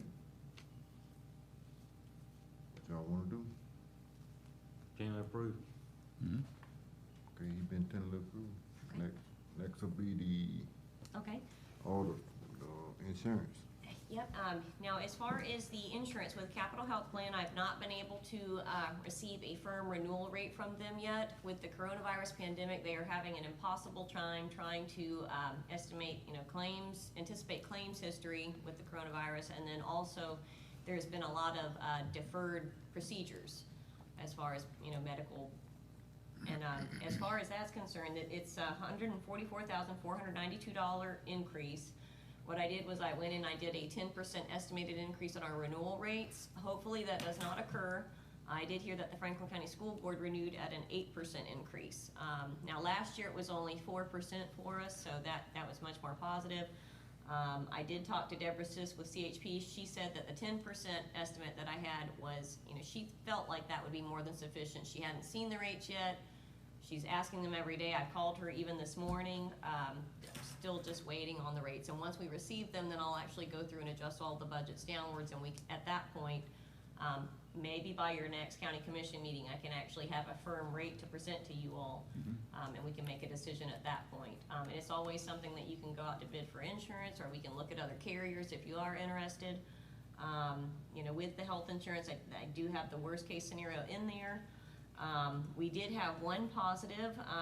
Several months ago, you all allowed for us to do a letter to Pat Thomas and Associates where they could actually price some different options with standard dental insurance.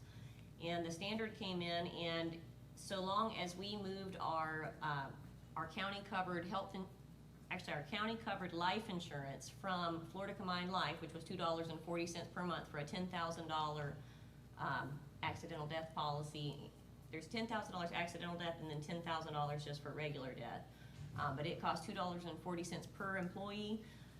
When we renewed, if Standard also was to be our life insurance carrier, that would reduce to $1.30 per month per employee. And then also it would pull the employee dental rate down from $27.20 per month to $25.84 per month and actually give us a better plan.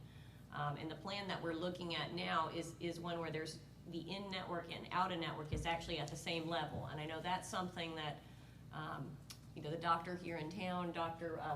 Rex Whiteman, he had complained about before as well because Standard Insurance, he was out-of-network. So he was actually, when people would go to the local dentist, they would have to pay higher out-of-pocket charges. By switching over to the Standard and having the Standard life insurance, as our carrier there as well, we're able to lower our rate, get a better plan for the employees. And then another concession that the county has to make is that the Standard wants to be able to come in and meet with employees and actually sell a voluntary life insurance product to each and every single employee in the county. And that's kind of a small price to pay for getting such a great discount on the dental insurance. Okay, and we won't, the dentist will take it. He will, yes. And it's going to be the same. So the in-network and out-of-network pays exactly the same. And that was something that he had talked to me before about because the school board, from what I understand, actually had more of that type of plan instead of an in-network, out-of-network premium difference. So that's actually cheaper than what we pay now, and it's better benefits. Okay. Mr. Chairman, I really like that. That's well negotiated. Mr. Chairman, you said the school board has been issued an 8% increase in their health insurance? They were, yes. And why they can't give us a rate? Well, for them, their plan actually renews a lot earlier. For them, they have a July 1st renewal date because the school board has a different. So they had to give them something. They had to give them a rate. So for us, we don't actually technically renew until October 1st. So each year, we normally get our rates in early July for budgeting purposes, but they just have not been able to release anything as of yet. So I hear any day now, so hopefully we'll have something. It just kind of, in my opinion, it's just kind of strange when you say, well, we budgeted 10%. You don't not think they're going to eat that 10% up? Oh, yeah. I'm just saying. We may have confessed that I know already. you have to put something in the budget. No, they won't do that. We can't go up on these numbers, we can go down on them, we all understand that. But, it's just kind of strange that we have to tell them what we budgeted, and, is this enough? Yeah. And then they go back and say, well, we could cut the insurance costs down, but they budgeted 10%, let's take the 10%. No, they won't do that. I don't know if they would or not. Well, we would do comparables around this region to see that they didn't do that to us. That's correct, but when you do your comparables, it's gonna be more than capital health plan. You understand what I'm saying? Yeah, I 'Cause understand. We already You been know, down that road. well, we'd do Blue Cross and Blue Shield comparables. is extremely much higher than capital health plan. Sure, That's but- not what I'm saying. Yeah. So there isn't really a plan that provides the same benefits that is any cheaper. I mean, I understand that. Yeah, and we would do comparables intra-capital health plan, within the plan, what other insured are paying. I know those guys, they're not. Aaron will handle it. They're not gonna do Aaron that. will get you right. Let me ask you a question.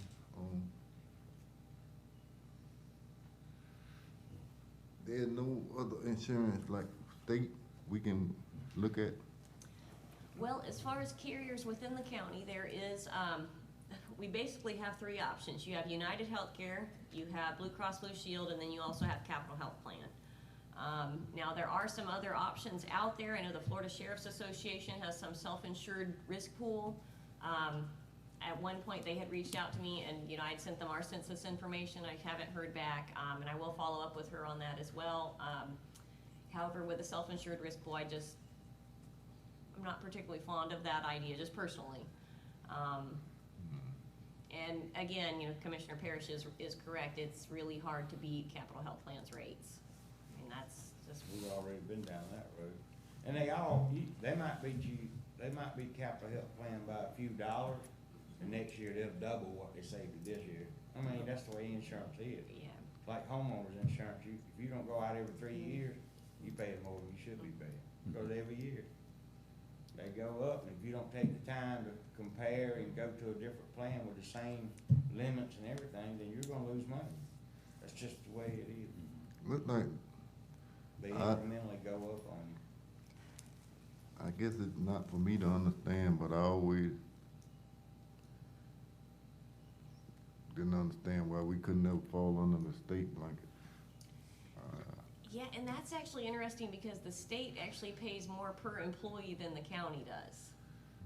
You know, if you can ever pick that number out of them, it's been a few years since I researched it, but it was, they did pay a much higher premium per employee than what counties do, and they also heavily subsidize family coverage. Employees of the state can typically get family coverage for about $180 per month, whereas with Franklin County, we do not subsidize family coverage. So for us, you know, if you look at this year's snapshot, you know, the county pays $620.43 per month per employee for health insurance, whereas if an employee wanted to cover their spouse, they would be responsible 100% for the cost of that spouse. So they would pay the $620.43 to cover their spouse. And then family coverage is even more. So with the state, that's a benefit that they don't really broadcast very much. So they're automatically subsidizing that family coverage, which is extremely expensive. The state itself subsidizes that family plan. They do. And if we wanted to do the same, then we would have to subsidize it. Yes. Right now, I think a family plan Family plan is is. $1,200 and something dollars. That's right, yep. If you want to add them to your county insurance, which is astronomical. It is. Where it the is. state only adds, the employee for the family plan, as she stated, $150 something dollars. Yeah. But the state is paying the rest of it. Mm-hmm. And then you wonder sometimes why the state employees don't get a raise or this or that. Well, they're getting benefits from another source, which is the family plan insurance plan they have for their employees. So, you know, it's tit for tat type. It's still at the same, it's still the But they same won't let us mistake. get, they won't let us get into the state insurance plan because the state's not gonna subsidize the family plan. Yep. For county employees. They do it for That's their correct. employees. And that's what keeps you out of that pool. Yep, yep. And it would also be, you know, of course, you know, I'm sure our contribution to their pool would be much higher, and then as well, I mean, they're not gonna allow a bunch of people that they don't know their age and their makeup, you know, as part of their census. We have 1,243 insured folks in Franklin County right now under Capital Health Plan. That's a big number. And I believe it was also one of the pivotal decisions that we made to pick the management company that we did for our hospital, because they will work with Capital Health Plan.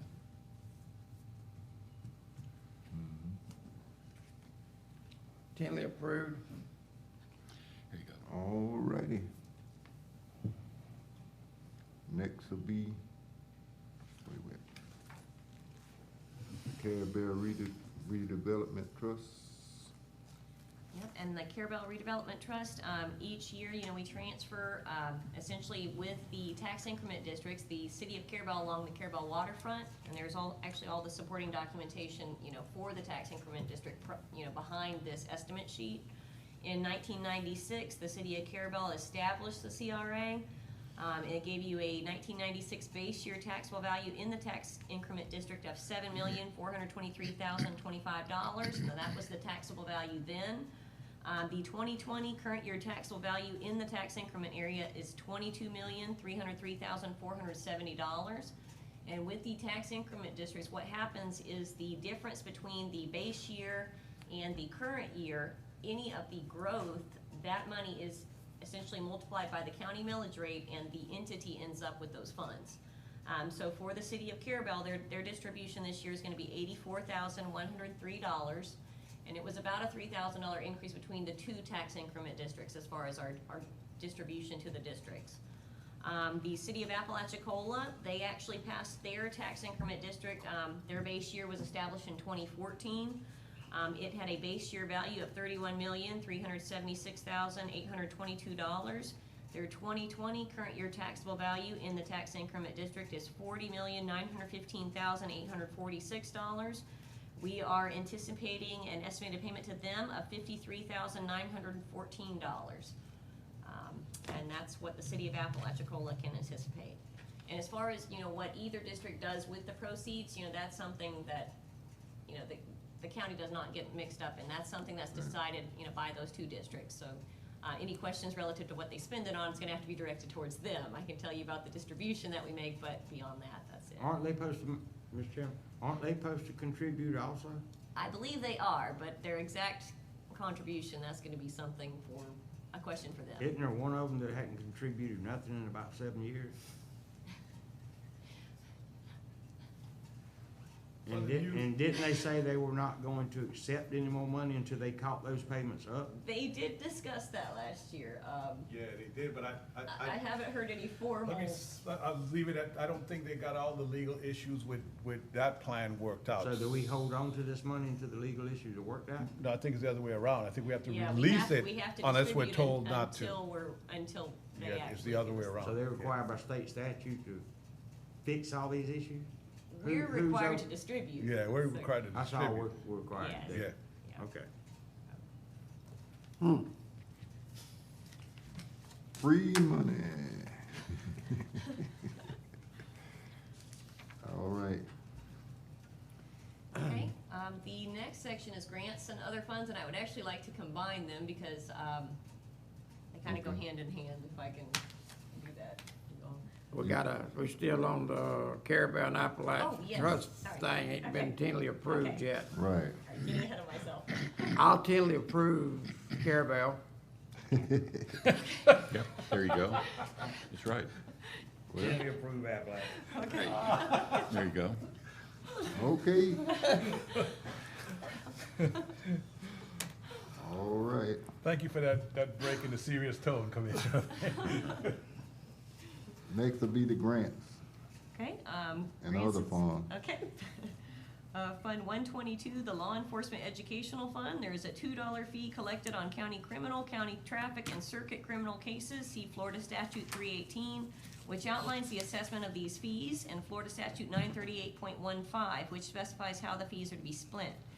Eligible expenditures include the criminal justice education degree programs, training courses, and basic recruit training for law enforcement personnel.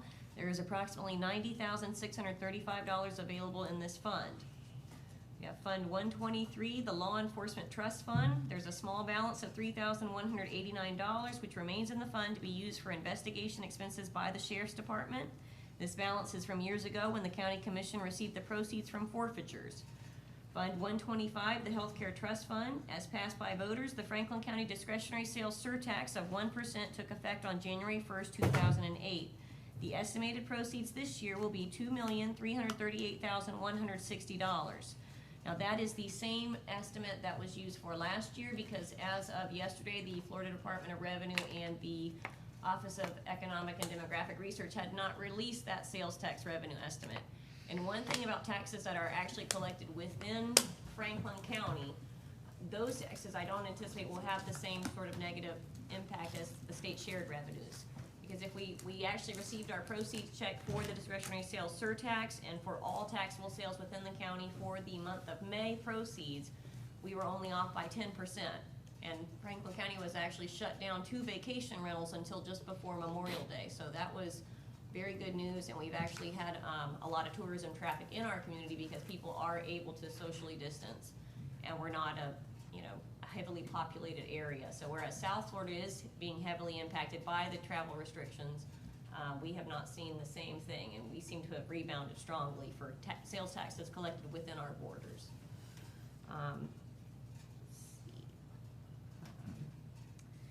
50% of the sales tax proceeds each year acts to defray the operating costs of Weems Memorial Hospital. $120,000 goes to support clinical operations, and the balance of the sales tax proceeds, as well as 100% of the interest earnings, is held for capital outlay projects. At the end of 2020, barring any additional capital expenditures from the fund, there will be approximately $5.8 million available in the fund. Fund 139, the Bald Point Trust Fund. This fund has been in existence since 1999 when the state purchased a large tract of land on Alligator Point. The county received approximately $500,000. Per the agreement dated the 20th of October, 1998, $50,000 was used to asphalt the realigned main road along the new right-of-way. The $450,000 balance was then placed into a county trust fund, whereas principal and interest may only be used for expenditures in the Bald Point, Alligator Point area. This fund has been utilized over the years as grant match for FEMA funds, and there is approximately $314,250 available. Fund 141, the Local Option Gas Tax Road Paving Fund. In the early 90s, the local options gas tax was voted in for Franklin County. This was a 5-cent sales tax on every gallon of motor fuel and diesel fuel sold in Franklin County. In August of 2016, the board voted to increase the local option gas tax rate to 6 cents per gallon. Franklin County was the only county in Florida that had not adopted the 6th cent, and due to that reason, the county was not eligible to apply for SCRAP program grants with the Florida Department of Transportation. The state revenue estimate of sales tax collections for the next fiscal year is $282,572. The expenditures provided for by these sales tax proceeds is governed by Florida Statute 336.025 for authorized transportation expenditures. At the end of this next budget year, there will be approximately $1,586,456 accumulated in the fund to go towards a future paving project. These funds are split between the 5 districts, and the balances by commissioners do vary. There is $785,954 budgeted in the state grant proceeds for the survey, design, permitting, and construction costs associated with the repaving, widening, and roadway compliance for 0.9 miles of Timber Island Road in Carabel from US Highway 98 to the Carabel River. Fund 143, the Boating Improvement Fund. Boating improvement fees are deposited monthly from fees collected by the Franklin County Tax Collector. The county anticipates $7,975 in annual fees that will be deposited to the fund this next year. This fund provides the local grant match for projects funded by the Florida Fish and Wildlife Commission's Boating Improvement Grant Program. Boating improvement grants are awarded on a competitive score on a grant application. The ability to provide a local match increases the county's appeal for program grants. In the upcoming budget, there is approximately $54,425 that can be used as a grant match towards future applications. Fund 144, the SGI Fishing Pier Maintenance Fund. In 1999, Franklin County entered into a joint participation agreement with the Florida Department of Transportation to take ownership of the 1/2 mile remnants on both sides of the bay of the old Bryant Patton Bridge on St. George Island. The agreement transferred the $1.52 million that the state would have incurred to tear down the old bridge over to Franklin County.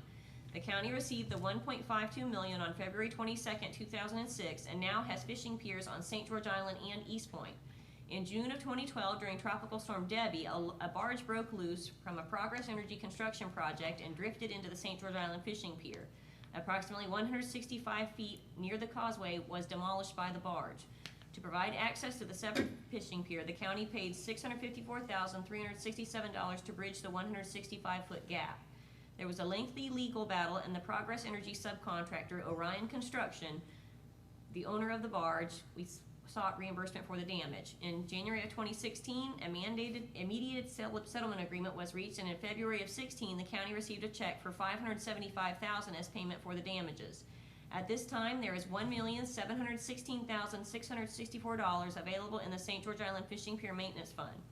The joint participation agreement with the state specified that with the county's receipt of the funds, the county agrees that it will assume full responsibility for the maintenance of those portions of the bridge transferred and shall assume sole liability for said portions immediately upon said transfer. The funds received from this JPA with the state came with the condition that Franklin County is now responsible for these portions of the old St. George Island Bridge. In the event the fishing piers are damaged in a storm, the repair or demolition of the remnants of the old bridge would be the responsible of the county. The responsibility of the repair and maintenance indefinitely of the SGI fishing piers should discourage any expenditure not relative to the direct and necessary repairs of the fishing piers. The county also received FEMA funds from Hurricane Hermine and Hurricane Michael to do repairs along the access road to the St. George Islands fishing pier. The repairs are estimated to cost $96,181 and are currently in progress. Fund 150, the CDBG Neighborhood Revitalization Trust Fund. On Sunday, June 24, 2018, there was a terrible disaster in Franklin County. Fueled by high winds, a controlled burn got out of control and rapidly swept through nearly 1,000 acres of property in East Point. The wildfire consumed approximately 38 homes, displaced 132 people, and the fire moved so quickly that many escaped the blaze with only the clothes on their back. The overwhelming response to this disaster has been remarkable, although the damage and loss will be felt by the community for years to come. The county purchased 24 travel trailers at a cost of $237,240, which were in turn transferred to the Capital Area Community Action Agency to be used as emergency housing for displaced residents. Other nonprofit organizations within the county also provided temporary and permanent housing assistance. The county has received $2,630,588 in a community development block grant from the U.S. Department of Housing and Urban Development to provide permanent housing for up to 38 families. To date, 10 families have received permanent housing provided by this program. 8 more families are in the process, and there is funding available for more as applicants are qualified. There is approximately $1,489,762 in grant funds available. Fund 151, the revolving loan fund. In 1996, there was disastrous flooding, and through the Department of Community Affairs, the county was awarded an Emergency Assistance Community Development Block Grant. Appalachia Regional Planning Council handled the administration of the grant, and in 1997, the CDBG grant provided emergency loans for businesses and individuals involved in the seafood industry. The idea behind the grant was for the county to set up a revolving loan fund to use in future emergency situations. Many loans have been repaid, however, the ARPC turned the administration of the loan program over to the county, and the county has been unable to recoup some of the loans due to insufficient collateral. DCA inquires on the delinquency of these loans when they conduct their annual monitoring visits. Right now, the loan has a balance of approximately $305,580. Fund 160, the Municipal Service Benefit Unit. This special assessment funds the fire departments throughout the county. Revenues for each district are estimated from rolls generated by the tax collector's office. The total estimated operating revenue for the MSBU fund for next fiscal year is $522,264. The volunteer firefighters of each district are covered under the workers' compensation policy of the county. The transfer out to each district takes into account the estimated revenue for each district, less the share of expenditures, workers' comp, and administrative expense for the postage and assessment notices. The county set up the MSBU fund in 1987. The rates currently in effect were set by a resolution dated August 18, 2009 for all districts with the exception of Alligator Point and St. George Island. Voters approved an increased rate on single-family residences for Alligator Point and St. George Island, and the rates were revised for those 2 districts by a resolution dated May 21, 2013. The rates are currently as follows. Single-family resident, $50. Alligator Point and St. George Island, $95. Multifamily rental units, $50 per unit, no maximum. Mobile home park rental spaces, $16 per space, $160 minimum, $375 maximum. Travel trailer recreational vehicle rental spaces, $8 per space, over 16 foot, $100 minimum, $375 maximum. Motels, hotels, inns, and beds and breakfasts, $10 per unit, $100 minimum, $500 maximum. Commercial establishments, $100 per building, $375 maximum. Multiple business activities, $375, and vacant parcels, $10. Fund 163, the E911 fund. Revenue for this fund is generated by fees collected by each voice communication service provider located within a county at a rate of 50 cents per month per each service identifier. The intent of the fee is to provide funds to county governments to pay certain costs associated with their E911 systems. Florida Statute 365.172 outlines eligible expenditures of this fund, and in this next fiscal year, there is a percentage of the E911 related employees and other E911 related expenditures being paid for by this communication charge, and a supplemental grant. Fund 170 Airport Fund. The Airport Fund is self-sufficient in the upcoming year. Revenues for this fund include the annual lease with TP Auto Transport, which will generate $12,000 in next year. There's an annual lease with CAS for airport land, which will generate $1,500. There's an annual lease with Smiling Skies, which will generate $6,000. An annual lease with Forgotten Close Flyers LLC, which will generate $30,000. An FBO rent with Centric Aviation, which will generate $30,000. The 25 cents per gallon fuel commission paid by Franklin County by Centric Aviation is anticipated to generate $30,145.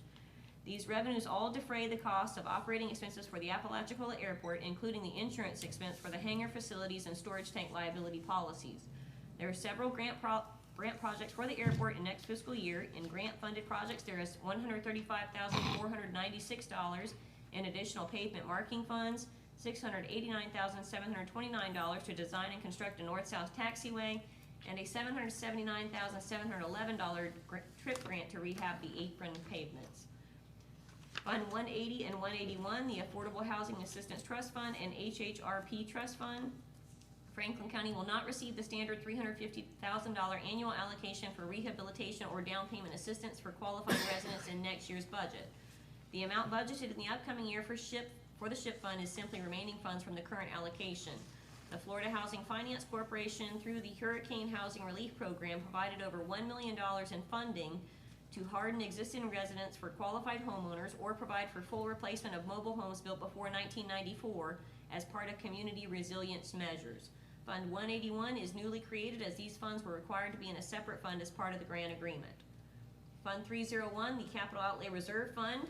In the Capital Outlay Fund, there will be $152,491 available in the fund for mandated future GIS mapping updates for the Property Appraiser's Office, $100,000 budgeted in annual debt service payments for the Franklin Boulevard property on St. George Island, $149,880 is FEMA funds transferred from the Road Department budget to purchase a grass tractor in the upcoming fiscal year, and there is $61,140 budgeted for the 2 new trucks for the Parks and Recreation Department, whereas a 5-year repayment schedule has been established for the fund, and $371,912 available for infrastructure or other capital improvements. Fund 302, the Landfill Management Escrow. Per Florida Statute 403.7125, Franklin County must maintain an escrow fund for future closure and long-term care requirements of the Franklin County landfill. At this time, there are adequate funds in the escrow account to meet the minimum funding requirements of Rule 62-701.63, Section 5, Florida Administrative Code. Every 5 years, the county is required to have an engineer evaluate the remaining capacity of the landfill, estimate closure costs based on current construction pricing, and estimate the remaining useful life of the landfill. This is called a recost. In the past, months after Hurricane Michael, landfill revenues are, of course, they're 4 times greater, and thus 4 times the normal volume of waste has been processed by the landfill, not including the volume of amnesty/curbside debris pickup, which was continued for months after Hurricane Michael without revenue. The 2018 closure cost estimates were $2,564,449 for closure and $3,171,016 for long-term care post-closure. Based on trend and volume, at the next recost cycle to be completed this year, Franklin County estimates the minimum balance requirement in the landfill management escrow to be approximately $1.8 million. The excess non-recurring proceeds estimated to remain in the tipping fee fund at 9/30. The county will be able to make a one-time transfer into the landfill management escrow fund of $291,857 to hedge against future escrow requirements and landfill expansion. This transfer will bring the balance in the escrow fund to $3,120,128. Here you go. Part of it. That's part of it. Whew, It's 2 million short. You need a drink of water? Yes. That was real important to hear, that part. Okay. Big deal. Well, this will conclude this morning part. Oh, where we at now? I will. Is that it? Yep. I think That's that it. ends, Yep, that's ends the gonna morning. And I have a question before we leave. Oh, back On all of this for tomorrow, that little bit, can't we do that this evening? Actually, we're not doing it at all. I put it there in case it was necessary, but the board agreed early, well, Aaron did to make sure it was on the list. But remember, the board agreed that after you review everything, you weren't gonna even address the NGOs until there was, if and when there was a need to consider cuts. Okay. So I don't think you're doing that today. So basically, what you see there, you already have, you can review it on your own and then check back with her, and if, you know, when we get closer into September, we set our dates. Okay. Then you can discuss it if needed. If Okay. not, it's, you know, some of it, most of it isn't even that much to make a Cause it dent. never goes up really on the Yeah. food banks and stuff, it's Yeah. normally the same. Yeah, the funding level has remained the same for quite a few years now. Right. So we really won't have to have that tomorrow, is what you're? No, oh yeah, no, there's no meeting tomorrow. And I'm sorry, usually that's how we do it, and it should have been, I should have said if needed is what it should have stated. Usually, Rick, it just stays the same. Yeah, so after this afternoon, and we go through, the health department, the court system, et cetera, that's it. That's the Okay. end of the budget workshop. Okay. Are you saying we do not meet tomorrow there? We do not meet, We and do I'm not. sorry if I gave you that impression. I thought I was, Okay, no, earlier we no, said. I see this as a place setter in case. Yes, that's what it was for, We sir. do not. Exactly. Okay, well, before we break for lunch, Mr. Chairman, if I may, Aaron, maybe, I think in what I was hearing you read, there was something in there about a piece of equipment for the road department? It Yes, was gonna be purchased? yes, it is. Maybe one of the things we could look at doing to help cut our budget some is actually doing a payment plan And instead of we an could do outright that. purchase. Yeah, We could do that. Yeah, just about yeah, that's a good idea. in the middle of everything. Yeah, Right. yeah. And- You and it did good was- there. They were actually making that transfer with a transfer from FEMA funds that had accumulated in the Road and Bridge Fund. And Right. with FEMA, they had received some reimbursements essentially for equipment hours, you know, usage on the dump trucks, and then also Right. materials reimbursements. So, you know, that would be a one-time revenue going in for a one-time expense, so. Yeah, yeah. Well, Hurricane Michael was rough for all of us, and it will, you know, we're just now starting to get past it. But, you know, it's just good to have those anticipated funds coming in, because maybe we can use it to actually look at cutting back to more where we need to be, so. Anyway, Anybody got anything else? And before you break, so we will set the dates for our public hearings, budget public hearings now, or this afternoon when we get through all the others? Go ahead, Michael, if y'all wanna settle, because Yep. I'll have to have it. So basically, what she's saying, Commissioners, we will set the dates for the September public hearings now, today. I think do they include that language in the trim notice? They do, don't they? Yes. On DR 420, it goes out on trim, and then it has to meet advertising requirements and for the paper, and then we have to hold it 5 days after the paper comes out. Okay, So the dates that's good for my advertisement and all is your board meeting days, September 8th and September 22nd. It's the same day as your board meetings, so that's good for y'all. At 5:15 is usually what we do. yes. right, Wait, Has to be after 5, in September? yep. September. Don't we meet on the 1st and the 15th? Do we? First and third. will be First and 15th, yeah. September 8th and The 22nd. September first is a 1st is a Tuesday. Well, we can't, oh, I got it mixed up. We can't do it on the 1st. You can't do it before the 3rd. Okay, And see, the 3rd falls on, which I got, we still need the 8th and the 22nd then because. okay. You can't do it before the 3rd. The 3rd falls, I think, on a Thursday. Has to be to the paper by Friday. It takes me about 2 days to prepare it. And then when it comes out the paper on Thursday, you have 2 to 5 days. Yeah. What it is, September is one of those months with an extra Tuesday, so, yeah, so. Oh, I looked at it wrong. And that's fine, we can still do the 8th and the 20. The week, the first board meeting, because it's before the 3rd. Yeah, so, everybody good with that, the 8th and the 20?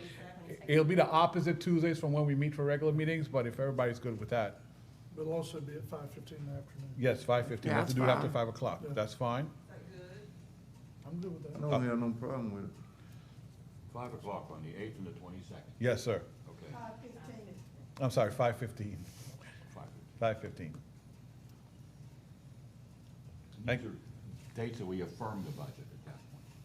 Yes, the first one you do, you adopt your tentative millage and budget, and the second one, you adopt the final tentative I'm sorry, the final millage and budget, sir. And that way, Commissioner, this is not for your benefit, more so for the public, that's when we have public comments Yeah, throughout the public beginning hearing. of the meeting. That's when the public has their chance to say, okay, this is what they like, they don't like, have you thought about this, blah, blah, blah. That's when that comes in, Commissioner. Right. So- Mr. Chairman, as Ricky was talking about, doing something to try to cut the budget, if we get notification that we can use some of these CARE Act monies to make up for lost revenue, Mhm. that will allow us to cut the budget some more. Oh, yeah. It will, We, we should know that by, I'm hoping September the 8th or mid-August, whatever that yes, date I'm is. hoping mid-August, that's the information I give the board and the clerk's office, yes, sir, Be able to cut it quite a bit. yes. So whatever we decide today, we cannot go any Up. higher. Right. We cannot go up. We can come We down. go down. Yeah. Right, Yes. that's what we need to come down. Yeah. So you set it today for worst case scenario, and we work it down between now and September. Aaron knows Yeah, what because, she's you doing. know, a lot of your constituency is facing tough times amongst this COVID. That's right. Not being able to work, being laid off or being quarantined for however many weeks, you know, that we were all shut down. So, you know, I want us to get it down as low as we can on behalf of the people we represent, as we all deal with COVID-19. And it's still growing. Yeah, I understand, and the more it grows, more people are gonna be quarantined, and the less, they're not gonna be as well off financially to pay higher taxes, so we need to try to help the people any way we can. And still provide our services, but, you know, if there's a work mechanism that we can lower the millage rate and thereby lower their Right. taxes, then I think we need to work towards that. Yes, we do. Our morning numbers is 105. So that's mostly from yesterday, so we'll see this afternoon what today's numbers bring. It's how many now? 105, Didn't grow it too. 2. But the more numbers, the higher the numbers get, the quicker it explodes. Yeah. I mean, that's just the way it is. More people's got it, more people that come. in Gonna get it. contact with and the number just grows. Yeah, and when school's gonna start, and when it Quicker and starts, quicker it and probably quicker. will boom. Huh? When school starts, it probably will go. Well, some of our numbers for the last, has been up to 6.6 growth. And they're saying if you're above 5, you may wanna delay your school opening. If you're below 5, then CDC's recommended that you move forward. But if you're above 5, you're supposed to be allowed to, and I don't know what the school's gonna do, but it really concerns you for teachers, grandkids, which I have 3 that'll be in that system. You know, where's all this going, and So what they've done so bringing far, it back to grandparents who actually raise a lot of kids in this county. Yes, sir. They're elderly with underlying conditions. I mean, there's a lot of factors involved in opening these schools. They delayed it in Tallahassee, you know that last night, to October the 31st. They moved it to October 31st, as you just said, the amount of people. And if they opened us up now, it's gonna be, as it's growing, like you said, we raise grandkids, it's gonna be scary. A lot of parents, a lot of grandparents raise kids, you know, Yep. raise their grandchildren. It's tough on people with underlying conditions. Tough on everybody, but it's tough when COVID strikes you. Got me nervous about it. Strikes you or your grandkids, or, you know, then the parents have to knock off work to take care of the kids, because nobody wants to babysit, so your kids got COVID. And it's just an issue all the way down the line of dealing with COVID, when it hits your house. Right. And the little fella's gonna be hard to wear one of them. Yeah. Yeah. And, you know, I know we're having a discussion now, but no, at 1:30, your first person up to discuss is Sarah from the Health Department. So I'm sure our discussion is gonna stray from the budget into what's going on, so I'm just giving you a heads Like up. Commissioner Paris, it's scary. It is. it's hard to balance out all of it, because so far our school system has rolled all their teacher in-service days to the beginning of the year, and they're delayed either 4 days or a solid week, push back the starting, to try to get everything ready. But at the same time, you also have some kids that just are not receiving an education right now. It's just not working out. So, you know, I know there's a lot going on with our health and safety, but, man, it's just really tough to know that it's fallen to, you know, kids aren't receiving the education they need. That's why we have an education system in our country. You know, so it's tough. Well, let me say, I understand what you said, but it's scary both ways. Oh, Like it they- is. They just extended it for 31 days in Tallahassee to see where it balances out to.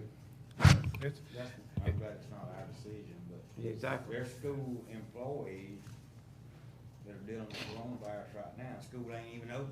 yeah. But their employees that are having to deal with it. These are some of the same employees that are in school when your kids go to school. It's tough because, like, you know, Commissioner Jones is saying, some kids aren't receiving education because we don't have a decent access to broadband in this county, No, to we don't. internet.